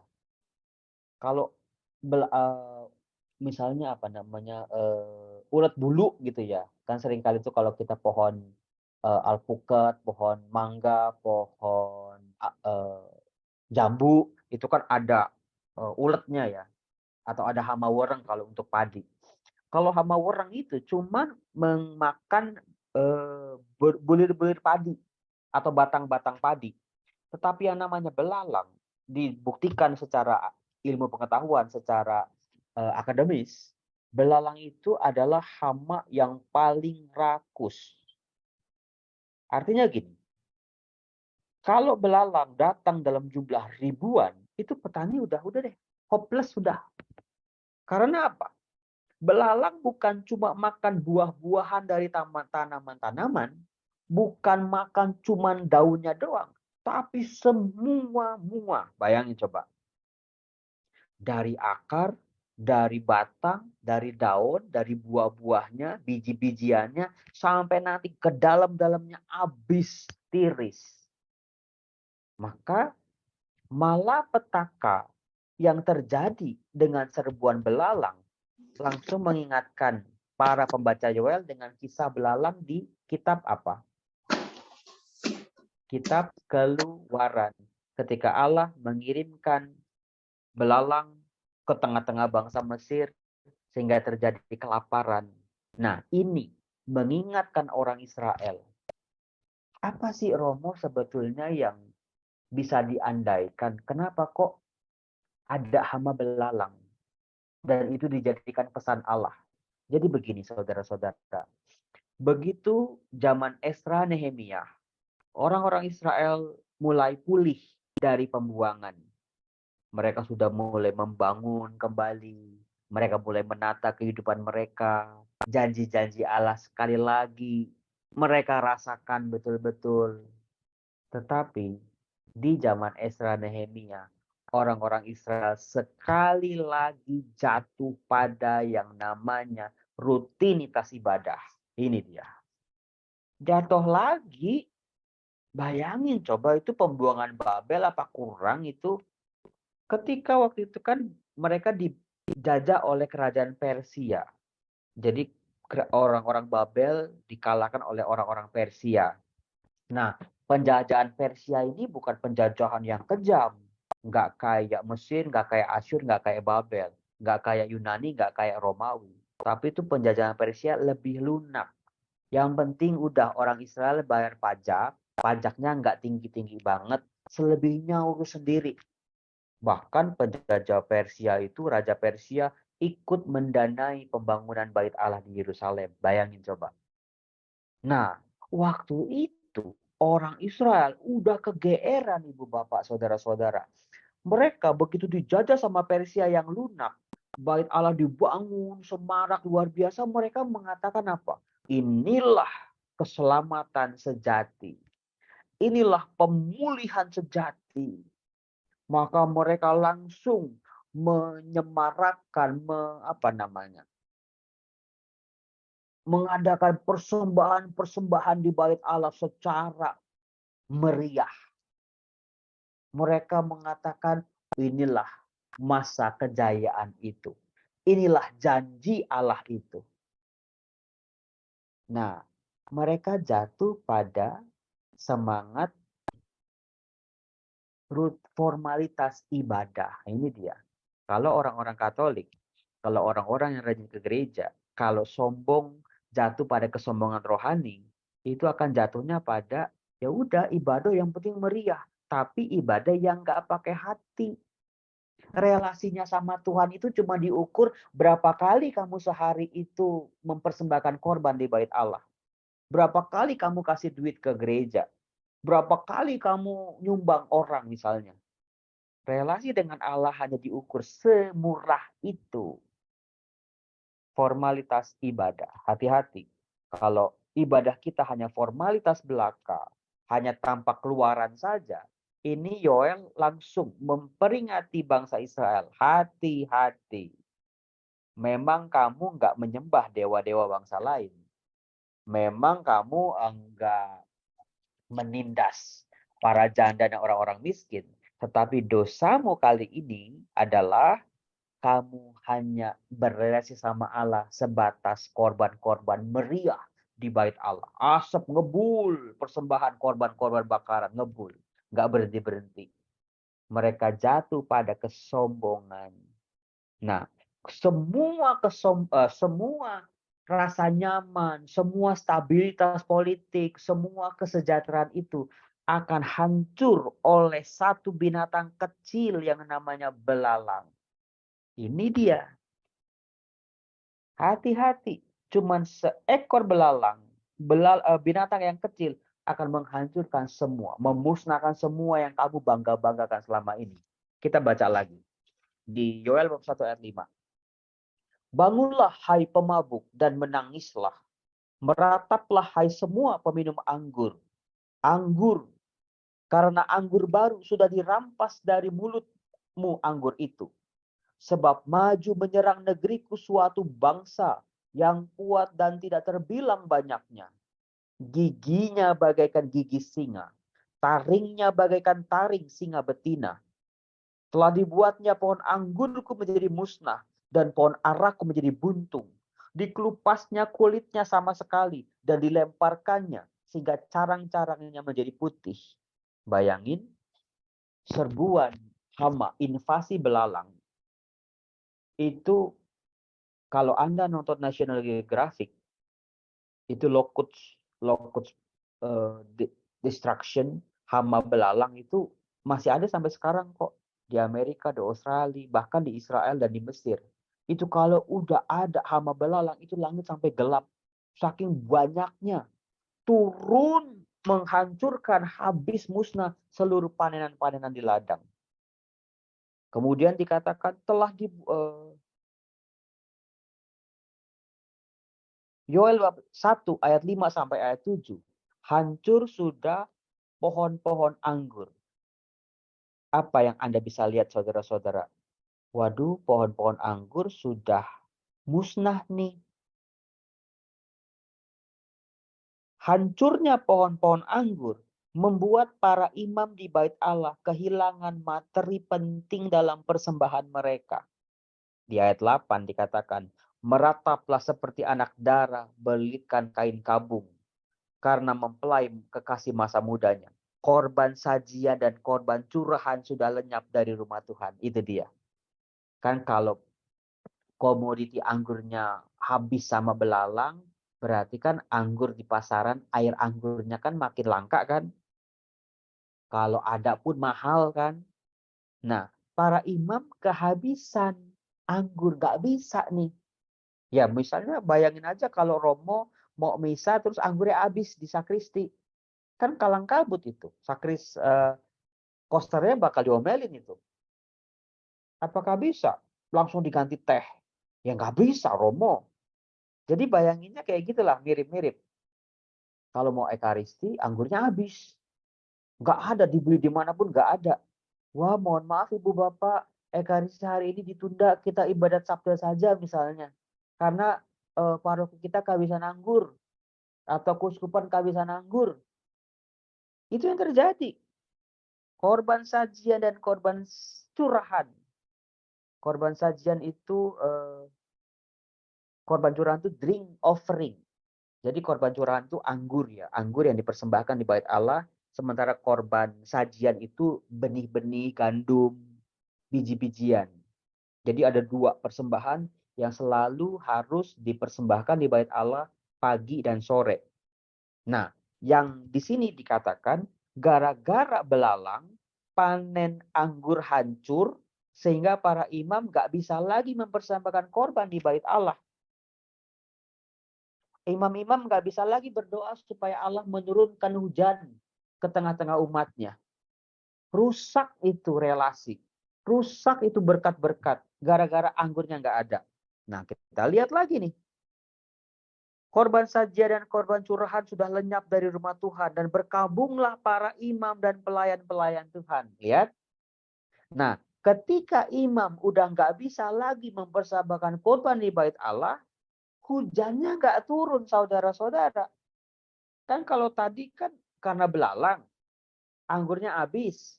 Para imam nggak bisa meminta kepada Tuhan supaya diturunkan hujan. Coba baca ayat 10. Ladang sudah musnah, tanah berkabung, sebab gandum sudah musnah, buah anggur sudah kering, minyak sudah menipis. Para petani menjadi malu, tukang-tukang kebun anggur meratap karena gandum dan karena jelai, sebab sudah musnah panen ladang. Pohon anggur sudah kering, pohon ara sudah merana, pohon delima juga pohon-pohon yang lain. Jadi selain anggur, itu korban curahan, ada juga korban sajian. Isinya adalah jelai, gandum, biji-bijian.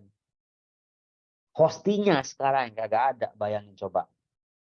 Udah anggur nggak ada aja itu para imam di bait Allah udah nggak bisa mempersembahkan korban.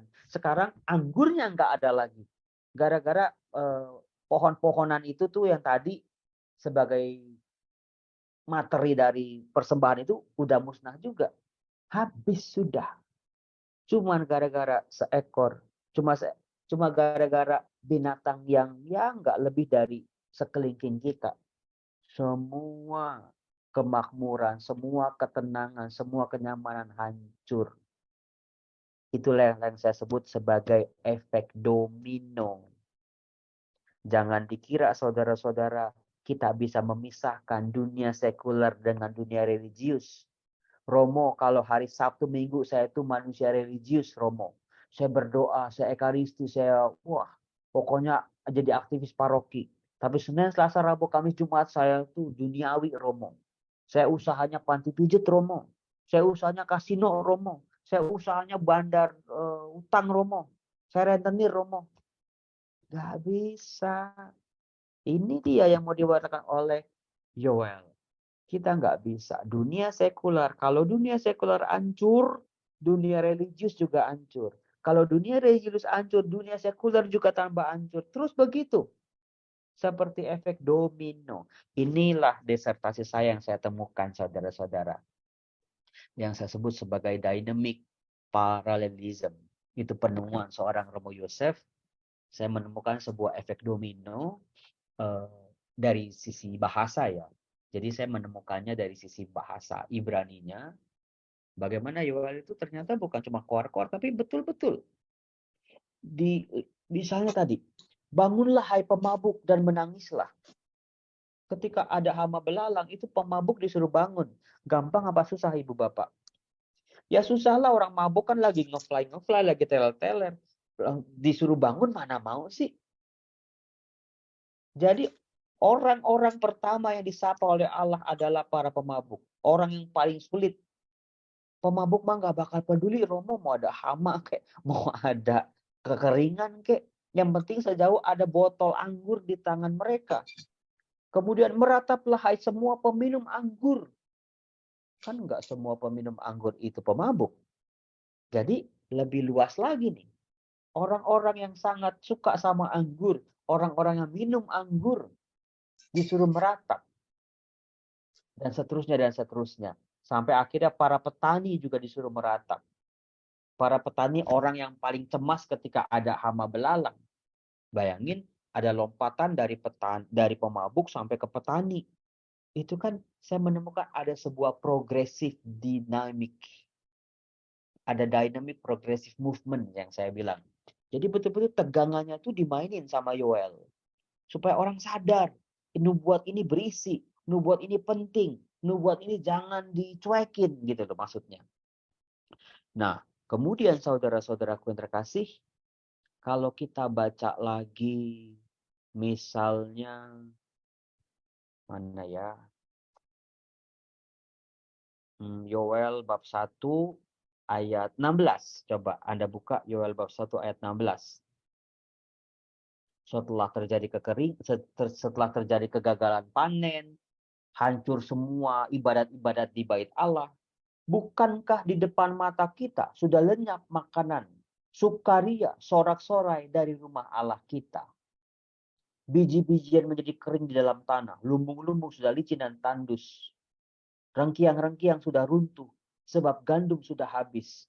Betapa mengeluhnya hewan dan gempar kawanan-kawanan lembu. Saudara-saudaraku terkasih, setelah tanam tanaman, pohon-pohonan hancur kering, yang ikut menderita juga ternyata binatang-binatang, lembu, kambing, domba. Sebab tidak ada lagi padang rumput baginya. Juga kawanan kambing domba terkejut. Coba Anda buka ayat 19. Yoel, seorang manusia. Kepadamu ya Tuhan aku berseru. Kalau kambing, lembu, ayat 18. Betapa mengeluhnya hewan. Ketika nggak ada lagi makanan, hewan kan juga melenguh ya. Mungkin gitu. Itu yang memang hewan bisa, ya Tuhan aku berseru kepadamu, ya kagak bisa. Jadi tumbuh-tumbuhan merana, hewan-hewan merana, nah manusia juga merana. Tetapi apa kekhususan dari manusia? Di ayat 19, kepadamu ya Tuhan aku berseru, sebab api telah memakan habis tanah gembalaan di padang gurun. Nyala api telah menghanguskan segala pohon di ladang.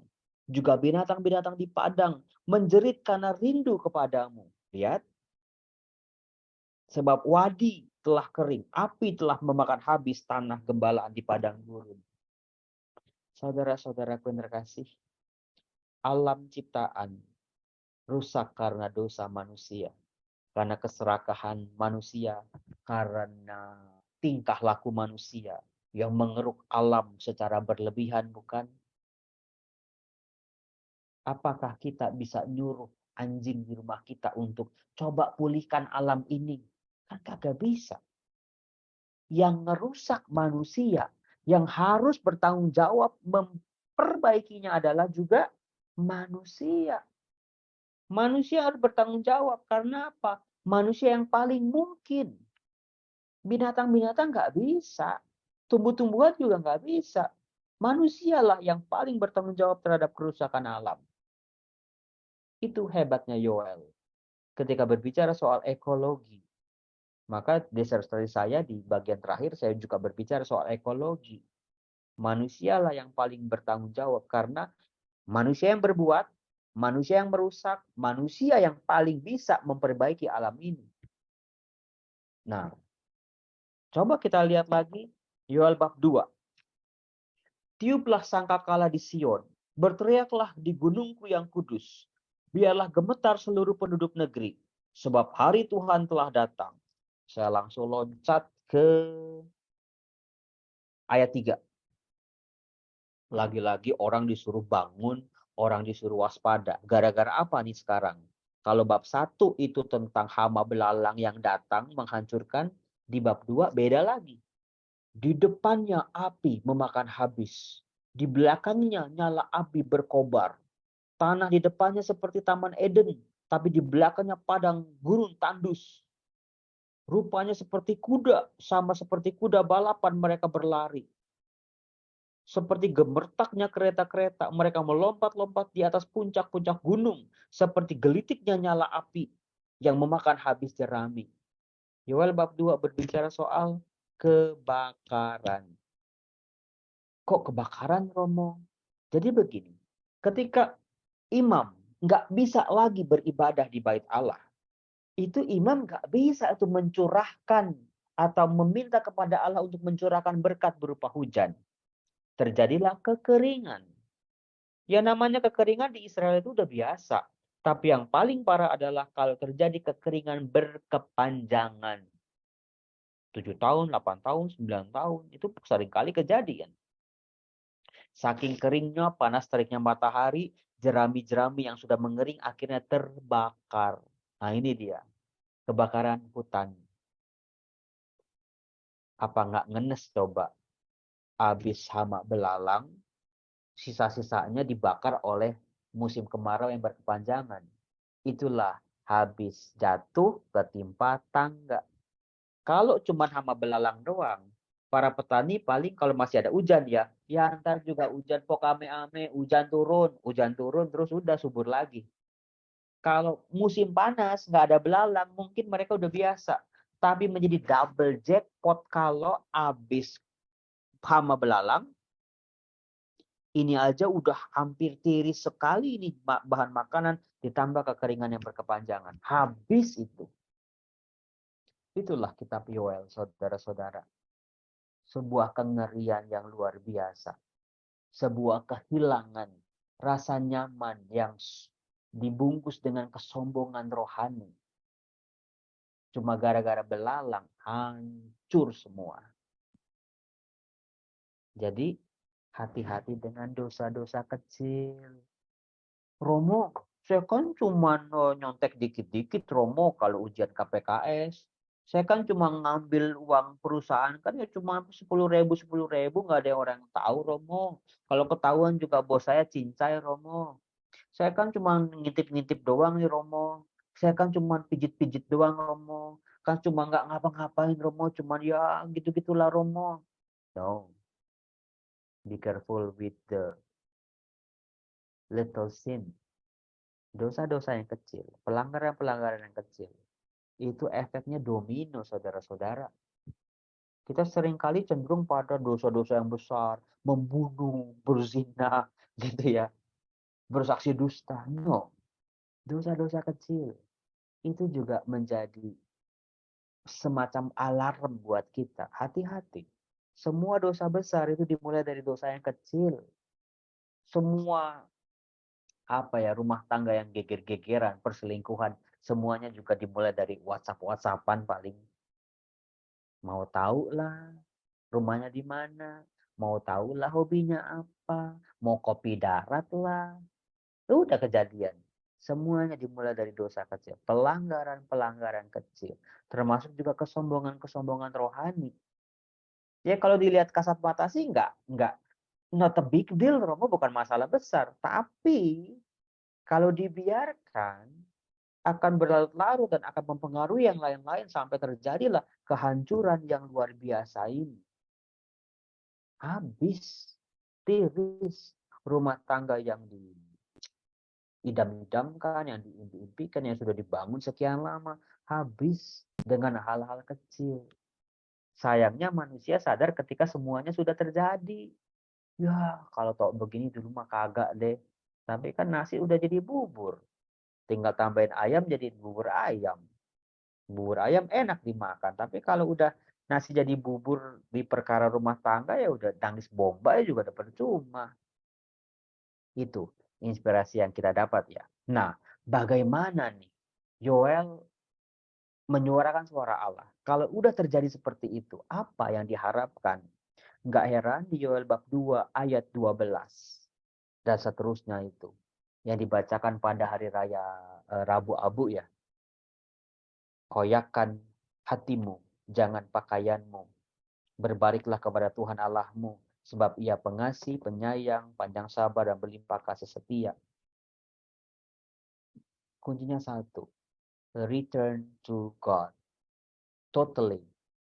Jangan bertobat nanggung-nanggung, jangan bertobat setengah-setengah, total. Berbalik kepada Tuhan. Cuman itulah yang bisa menghindari kita dari kehancuran yang luar biasa tadi. Nah, luar biasanya saudara-saudara, kalau kita baca selanjutnya di Yoel bab 2 ayat 15, terus, itu kalau kita lihat bagaimana kalau Israel bertobat, kalau Israel bersungguh-sungguh bertobat, bukan cuma luaran-luaran doang, bukan cuma koyakan pakaiannya doang, akan terjadi sebuah pemulihan. Nah, ini yang sesuai dengan judul yang saya berikan tema hari ini. Tadi Israel sudah kehilangan anggur, gandum, minyak, pohon zaitun, pohon apel, pohon korma, semua pohon-pohonan pokoknya habis kan. Nah, ketika kita membaca Yoel bab 2 ayat 18 coba. Janji Tuhan kepada bangsa yang bertobat. Kita akan lihat tuh. Semua mua yang hancur karena belalang dan karena kebakaran hutan, karena musim kemarau yang berkepanjangan, itu diganti sama Allah. Coba nanti Anda baca tuh. Semua yang hilang diganti. Nah, langsung biasanya kalau kita udah mengalami pemulihan kayak gini, kita bersorak-sorai. Wah, inilah shalom, inilah keselamatan. Misalnya dokter gigi Stefani, handphone dia handphone 15. Hilang. Handphone 15 yang baru dia beli, hilang. Terus ngadep ke Bapak Uskup, ngaduk dia. Bapak Uskup handphone 15 saya hilang. Terus di meja Bapak Uskup ada yang pernah ngasih handphone 15. Ibu Fani, ini saya ganti handphone ibu yang hilang. Mungkin kan menjerit-jerit kan. Wah, terima kasih Tuhan, terima kasih, terima kasih. Apa yang hilang telah kembali. Kan kita seringkali kan melihat keselamatan seperti itu, bukan? Persis seperti orang Israel, bait Allahnya hancur, terus ketika bait Allahnya bisa dibangun kembali, mereka udah teriak-teriak tuh. Oh, inilah keselamatan. Jatuh pada kesombongan. Tapi buat Tuhan, saudara-saudara, ini dia. Setelah yang hilang-hilang tadi, yang hancur-hancur tadi dipulihkan oleh Allah, di ayat 28, coba Anda baca. Pas banget sama hari yang kita rayakan hari ini, Pentakosta. Begitu Allah menggantikan apa-apa yang sudah hilang, Allah memberikan bonus. Kalau tadi Dr. Stefani handphone 15-nya hilang, diganti Bapak Uskup sama handphone yang sama, terus ditambahin dikasih laptop. Nah, itu cara kerja Allah. Kalau terjadi pertobatan, bukan cuma Allah mengganti apa yang hilang, tetapi Allah memberikan bonus. Bonusnya apa? Nah, itu di ayat 28. Kemudian pada hari itu akan terjadi bahwa aku akan mencurahkan rohku ke atas semua manusia. Ini yang belum pernah dimiliki oleh manusia yang diberikan oleh Allah. Roh Allah sendiri. Pemulihan-pemulihan, pertobatan kita harus dibungkus, dikunci dengan hidup dalam roh. Makanya saya suka karismatik sebetulnya. Saya suka KRK, saya suka ya apalah pokoknya berkaitan sama karismatik karena ini dia. Semua pertobatan kalau enggak hidup baru akan mengulang lagi. Jatuh lagi ke dosa yang sama. Maka harus disegel. Maka enggak heran saya di video Bible Learning itu saya bela-belain tuh di tengah kesibukan saya itu bikin renungan novena hari 1 sampai akhir 9 itu. Saya mencoba mengajak umat beriman, jangan main-main dengan Pentakosta. Jangan main-main dengan turunnya Roh Kudus. Itulah yang menyegel, menutup, membungkus pertobatan kita. Hidup baru dalam roh, disentuh oleh roh Allah sendiri. Sebab kalau enggak manusia akan jatuh lagi. Nah, mulai sejak saat itu baru kita baca itu ketika roh Allah sungguh-sungguh hidup di tengah-tengah umatnya, terjadilah pemulihan yang sesungguhnya. Baik saudara-saudara, saya rasa sampai di sini saja. Saya kasih waktu untuk tanya jawab. Ya, baik, terima kasih Romo untuk pemaparan materinya yang luar biasa. Jadi sebetulnya hari ini kita nggak hanya belajar kitab Yoel, tapi juga ada Amos dan Hosea tadi yang mengapit kitab Yoel. Nah, di chat box sudah ada pertanyaan. Saya akan coba bacakan pertanyaannya dari Pak Pius.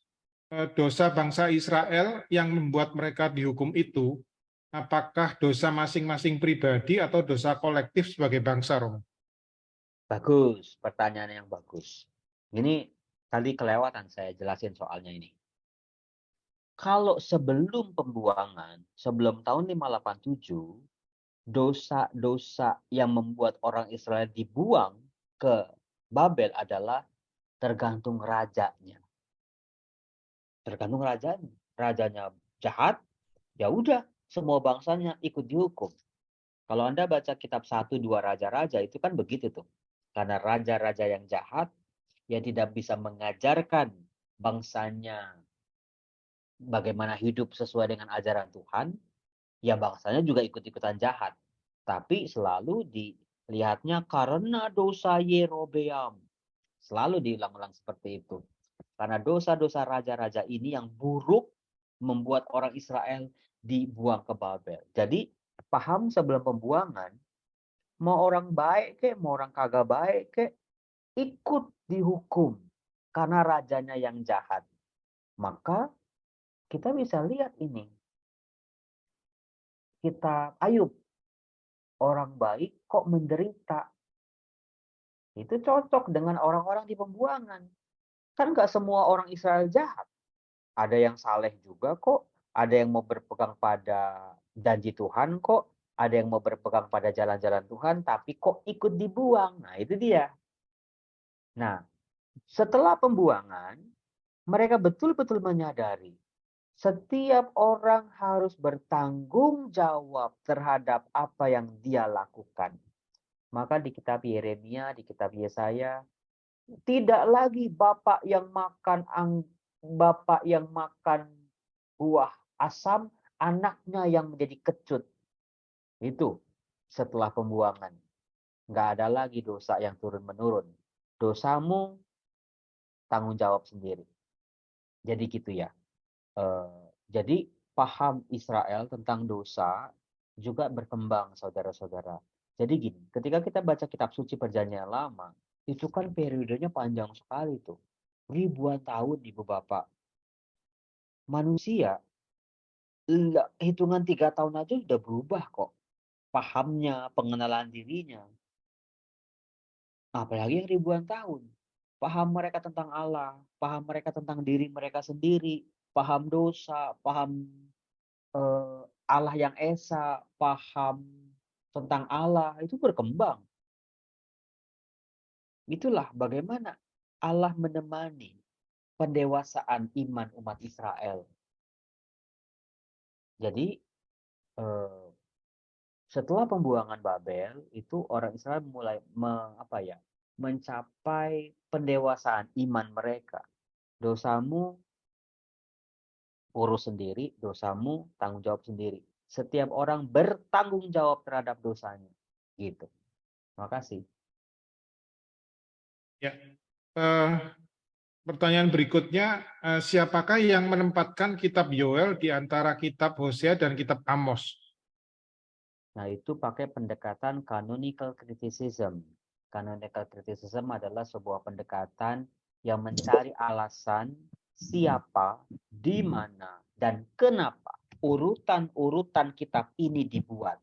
Karena begini, urutannya orang Yahudi dengan urutannya orang Katolik dengan urutannya orang Protestan itu beda-beda urutannya loh. Gak semuanya ikut seperti urutan kita ini. Beda. Yang Septuaginta juga punya urutan sendiri. Maka para ahli tidak lagi bahkan tidak bisa lagi bisa menjawab siapa nih, karena nggak pernah dicatat juga, tetapi lebih fokus pada kenapa, apa alasan Hosea ditempatkan sebelum Yoel ditempatkan sebelum Amos, dan juga yang lain-lain. Kenapa kok Maleaki di bagian akhir?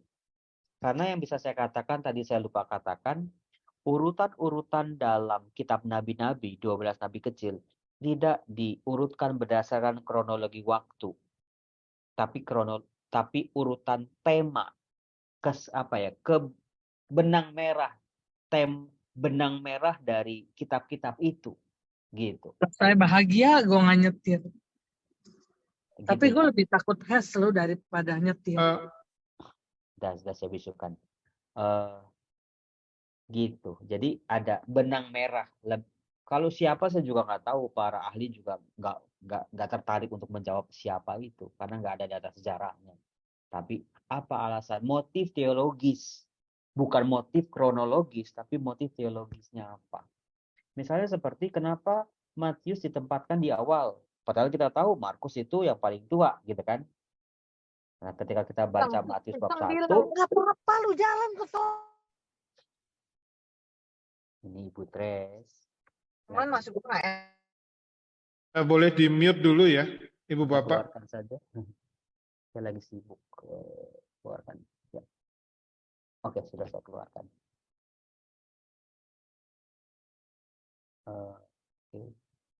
Ya. Gitu Ibu Bapak. Jadi kenapa Matius ditempatkan di awal? Ya karena Matius di bab 1 ayat 1 itu berbicara soal silsilah Tuhan Yesus, tokoh-tokoh dalam perjanjian lama dikutip di situ yang kiranya menjadi jembatan antara perjanjian lama dengan perjanjian baru misalnya. Kenapa kisah Yohanes Pembaptis ditempatkan di awal misalnya? Itu cocok dengan kitab Maleaki, urutan terakhir dari kitab nabi-nabi perjanjian lama yang berbicara soal pada hari Tuhan Allah akan mengirimkan Nabi Elia untuk mendamaikan hati bapak-bapak dengan hati anak-anak. Oh, pantesan Romo, Matius dan Markus mengawali kisah mereka dengan kehadiran Yohanes Pembaptis. Itu. Jadi motif teologisnya apa? Untuk bisa lihat sambung-sambungan. Saya cuma memberikan 3 contoh. Kalau Anda rajin ikut Bible Learning atau pernah ikut KPKS, saya memberikan motif teologis benang merah kitab Taurat kan. Habis Kejadian kenapa Keluaran? Habis Keluaran kenapa Imamat? Imamat terus Bilangan, terus Ulangan. Itu ada benang merah teologisnya. Setelah itu ada Yosua. Setelah itu ada Hakim-Hakim. Setelah itu ada 1 Tawarik, 2 Tawarik, ada 1-2 Samuel, ada 1-2 Raja-Raja. Itu semua ada benang merahnya. Gitu. Kadang-kadang sih kita tertipu secara kronologis bisa jadi, tapi lebih tekanannya pada alasan teologis, sambung menyambung yang mengikat satu kitab dengan kitab yang lain. Itu yang bisa saya jawab. Terima kasih. Saya jadi kayak ujian kalau begini.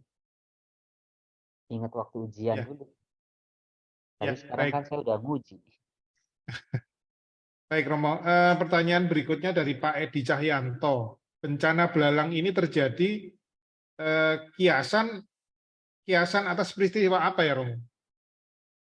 Jadi gini, para ahli mencoba untuk apakah yang ditulis oleh Yoel berupa nubuat peringatan, artinya belum terjadi, atau Yoel memaknai yang sudah terjadi supaya orang Israel bisa melihat lebih luas lagi, lebih di balik hama belalang yang menghancurkan ini ada pesan Tuhan apa. Jadi itu 50-50 lah. Bisa jadi itu sebuah peringatan, karena wabah belalang itu sering terjadi di Israel.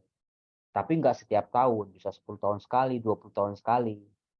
Yoel memperingati bangsanya, hati-hati loh. Dengan belalang yang kecil aja bisa runtuh nih semua stabilitas politik, ekonomi, sosial, dan kesejahteraan.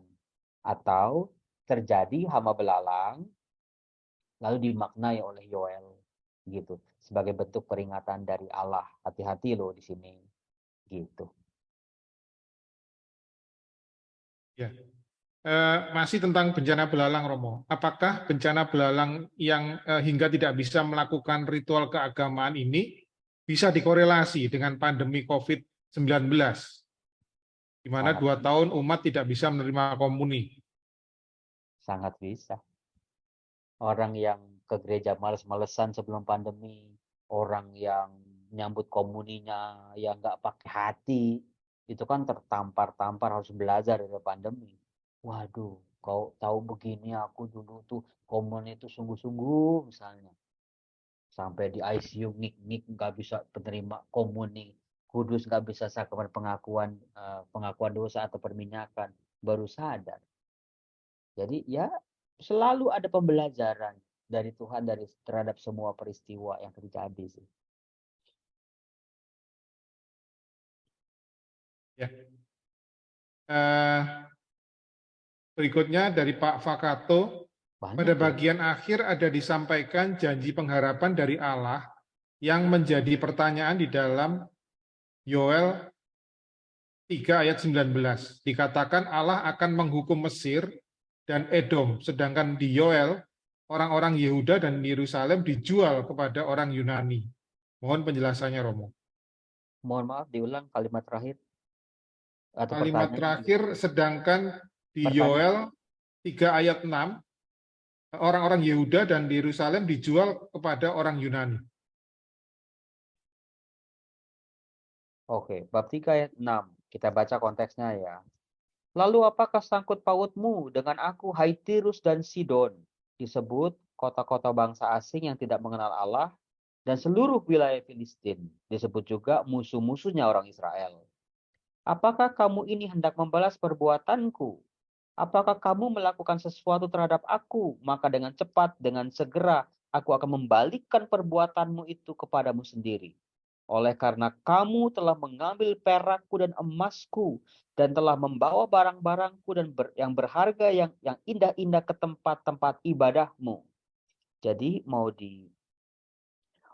diungkap bagaimana orang-orang Israel seringkali menghadapi ancaman demi ancaman, permusuhan, bahkan serbuan-serbuan dari orang-orang Tirus, dari orang-orang Sidon, dari orang-orang Filistin. Dan telah menjual orang-orang Yehuda dan orang-orang Yerusalem kepada orang Yunani dengan maksud menjauhkan mereka dari daerah mereka. Sesungguhnya aku akan menggerakkan mereka dari tempat kemana kamu menjual mereka. Itulah yang dilakukan oleh bangsa-bangsa asing. Jadi gini, konteks peperangan bangsa-bangsa 3.000, 4.000 tahun yang lalu, saudara-saudara, yang paling diincar adalah kuil atau tempat ibadahnya. Di mana sih tempat Allah atau dewa mereka disembah? Karena apa? Ada konsep begini. Kalau dua bangsa bertempur, berperang di dunia ini, di atas bumi ini, itu sebetulnya dewa-dewa mereka juga bertempur di surga sana. Kalau dewanya kalah, maka bangsa yang menyembah dewa itu juga kalah di bumi ini. Gitu. Maka ketika sebuah pasukan menyerang, misalnya Babel. Babel begitu menyerang Israel, yang dihancurkan pertama-tama adalah Bait Allah. Dijarah betul-betul, dipermalukan. Nih loh, Allahmu udah kalah dengan Allah kami. Gitu. Dengan begitu langsung mentalnya orang-orang Israel udah hancur lebur. Itu yang terjadi. Kemudian yang kedua adalah sebetulnya kayak Nazi ya. Jadi menghancurkan peradaban, jadi dijual, diperbudak. Artinya di sini diperbudak. Itulah yang dilakukan oleh bangsa-bangsa asing. Nah, sementara di Yoel bab 3 ayat 19 dikatakan Mesir akan menjadi sunyi senyap dan Edom akan menjadi padang tandus gurun tandus oleh sebab kekerasan terhadap keturunan Yehuda. Mesir dan Edom bisa dikatakan sebagai musuh bebuyutan atau musuh apa ya? Musuh lamanya orang-orang Israel yang menjadi duri dalam daging. Menjadi musuh yang permanen sebetulnya. Jadi di Yoel bab 3, ketika Allah memulihkan keadaan Israel, salah satu bentuk pemulihan itu adalah Allah akan menghakimi bangsa-bangsa yang dulu jahat kepada orang-orang Israel. Allah akan menuntut balas perlakuan-perlakuan jahat mereka. Itu yang terjadi. Yang bisa saya jawab. Ya.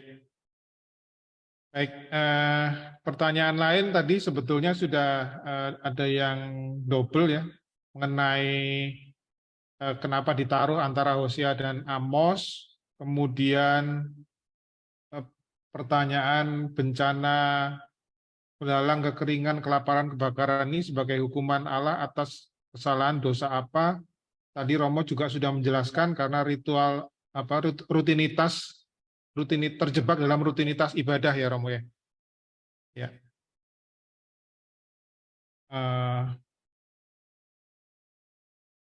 Pertanyaan, Edom adalah keturunan dari Esau ya Romo? Ya. Ya.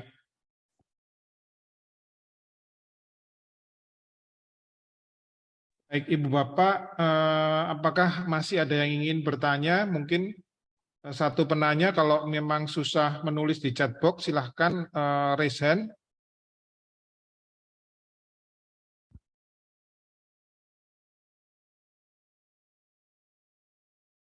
Tidak ada? Nah, bagaimana agar kita tidak terjebak dalam rutinitas ibadah? Ia beribadah dengan sepenuh hati, jangan cuma formalitas. Bawa hatimu, bukan cuma bawa badanmu saja, atau isi dompetmu kalau ke gereja. Bawa hati, itu yang Tuhan mau sebetulnya. Maka saya seringkali kan, kalau Anda pernah misa sama saya, itu kan saya kan kalau misa cenderung lambat ya. Saya nggak suka misa cepet-cepet. Doa juga begitu. Karena saya mau menghadirkan hati. Merayakan Ekaristi dengan hati. Sebetulnya bisa, Tuhan sertamu. Saya mengaku. Saya bisa sebetulnya. Saya mungkin bakal disukai oleh banyak orang yang mau misalnya cepet-cepet. Tapi saya nggak mau jadi apa yang dikritik oleh Yoel ini. Saya udah tahu Yoel, saya udah belajar Yoel, masa saya mengulang apa yang saya pelajari, apa yang pernah saya dapat. Tapi ya kan umat namanya netizen ya. Misalnya lebay, misalnya kayak drama. Ya, saya sih lebih baik saya berurusan sama Tuhan daripada berurusan sama netizen ya. Saya lebih takut dimarahin sama Tuhan daripada dimarahin sama netizen kok. Yang cuma mau cepet-cepetnya doang. Buat apa misal cepet-cepet kalau nggak dapet esensinya? Gitu. Gitu sih. Baik, terima kasih Romo untuk tanya jawab dan juga materi yang telah disampaikan kepada kami, sungguh sangat bermanfaat dan mudah-mudahan ini membuat kita menjadi introspeksi diri dalam menjalani kehidupan kita sehari-hari. Nah, kita cukupkan dulu sesi kita pada malam hari ini, Bu Bapak. Namun sebelum itu kita akan foto bersama. Silakan kameranya dibuka dan mohon bantuan dari Pak Leo atau Pak Kris untuk mengambil gambarnya, Pak.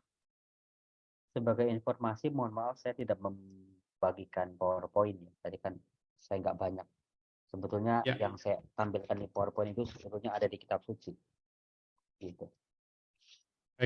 Baik Romo. Ada 11 halaman Pak Teja, sebentar ya. Ya, silakan Pak.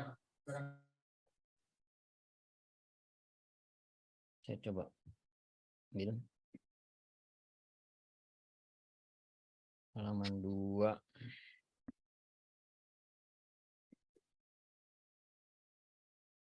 Halaman 3 masih dibuka, kameranya bagus. Halaman 4.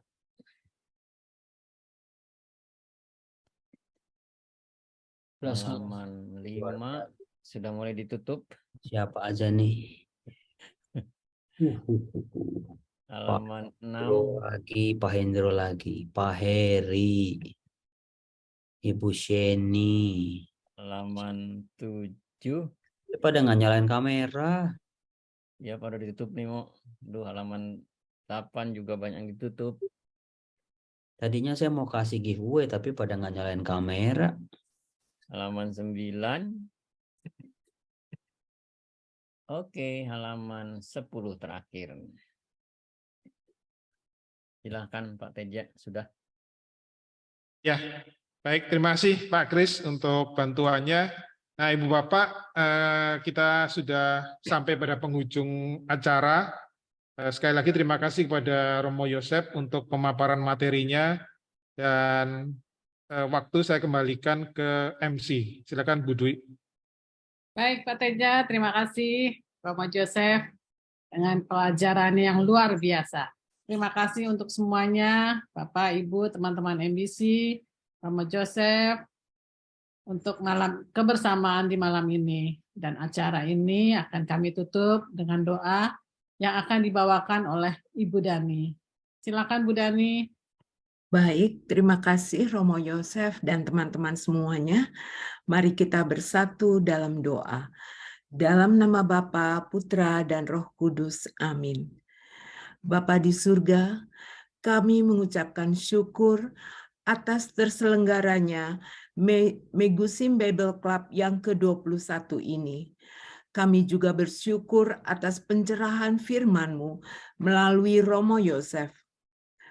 Kami juga boleh berterima kasih atas kerja panitia si KKS Serpong Paroki Santa Monica dalam kebersamaan bersama sahabat-sahabat MBC yang setia mengikuti acara bulanan ini.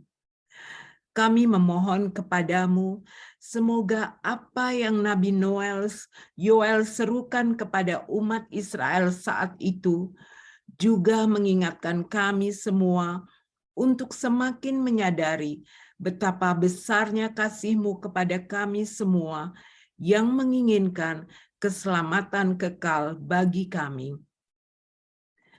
Dalam peringatan Pentakosta hari ini, kami juga mohon agar kami Kau mampukan untuk mengikuti bimbingan Roh Kudus-Mu dalam kehidupan kami sehari-hari. Sebagai penutup, kami mohon berkat bagi pelayanan dan pekerjaan kami melalui Romo Yosef. Tuhan bersamamu dan bersama rohmu. Tuhan, izinkan kami boleh hidup dalam kekudusan, hati yang bersih, hati yang baru, hati yang lebih taat dan setia kepadamu. Berkati semua kehidupan kami, dalam nama Bapa dan Putra dan Roh Kudus. Amin. Terima kasih. Salam.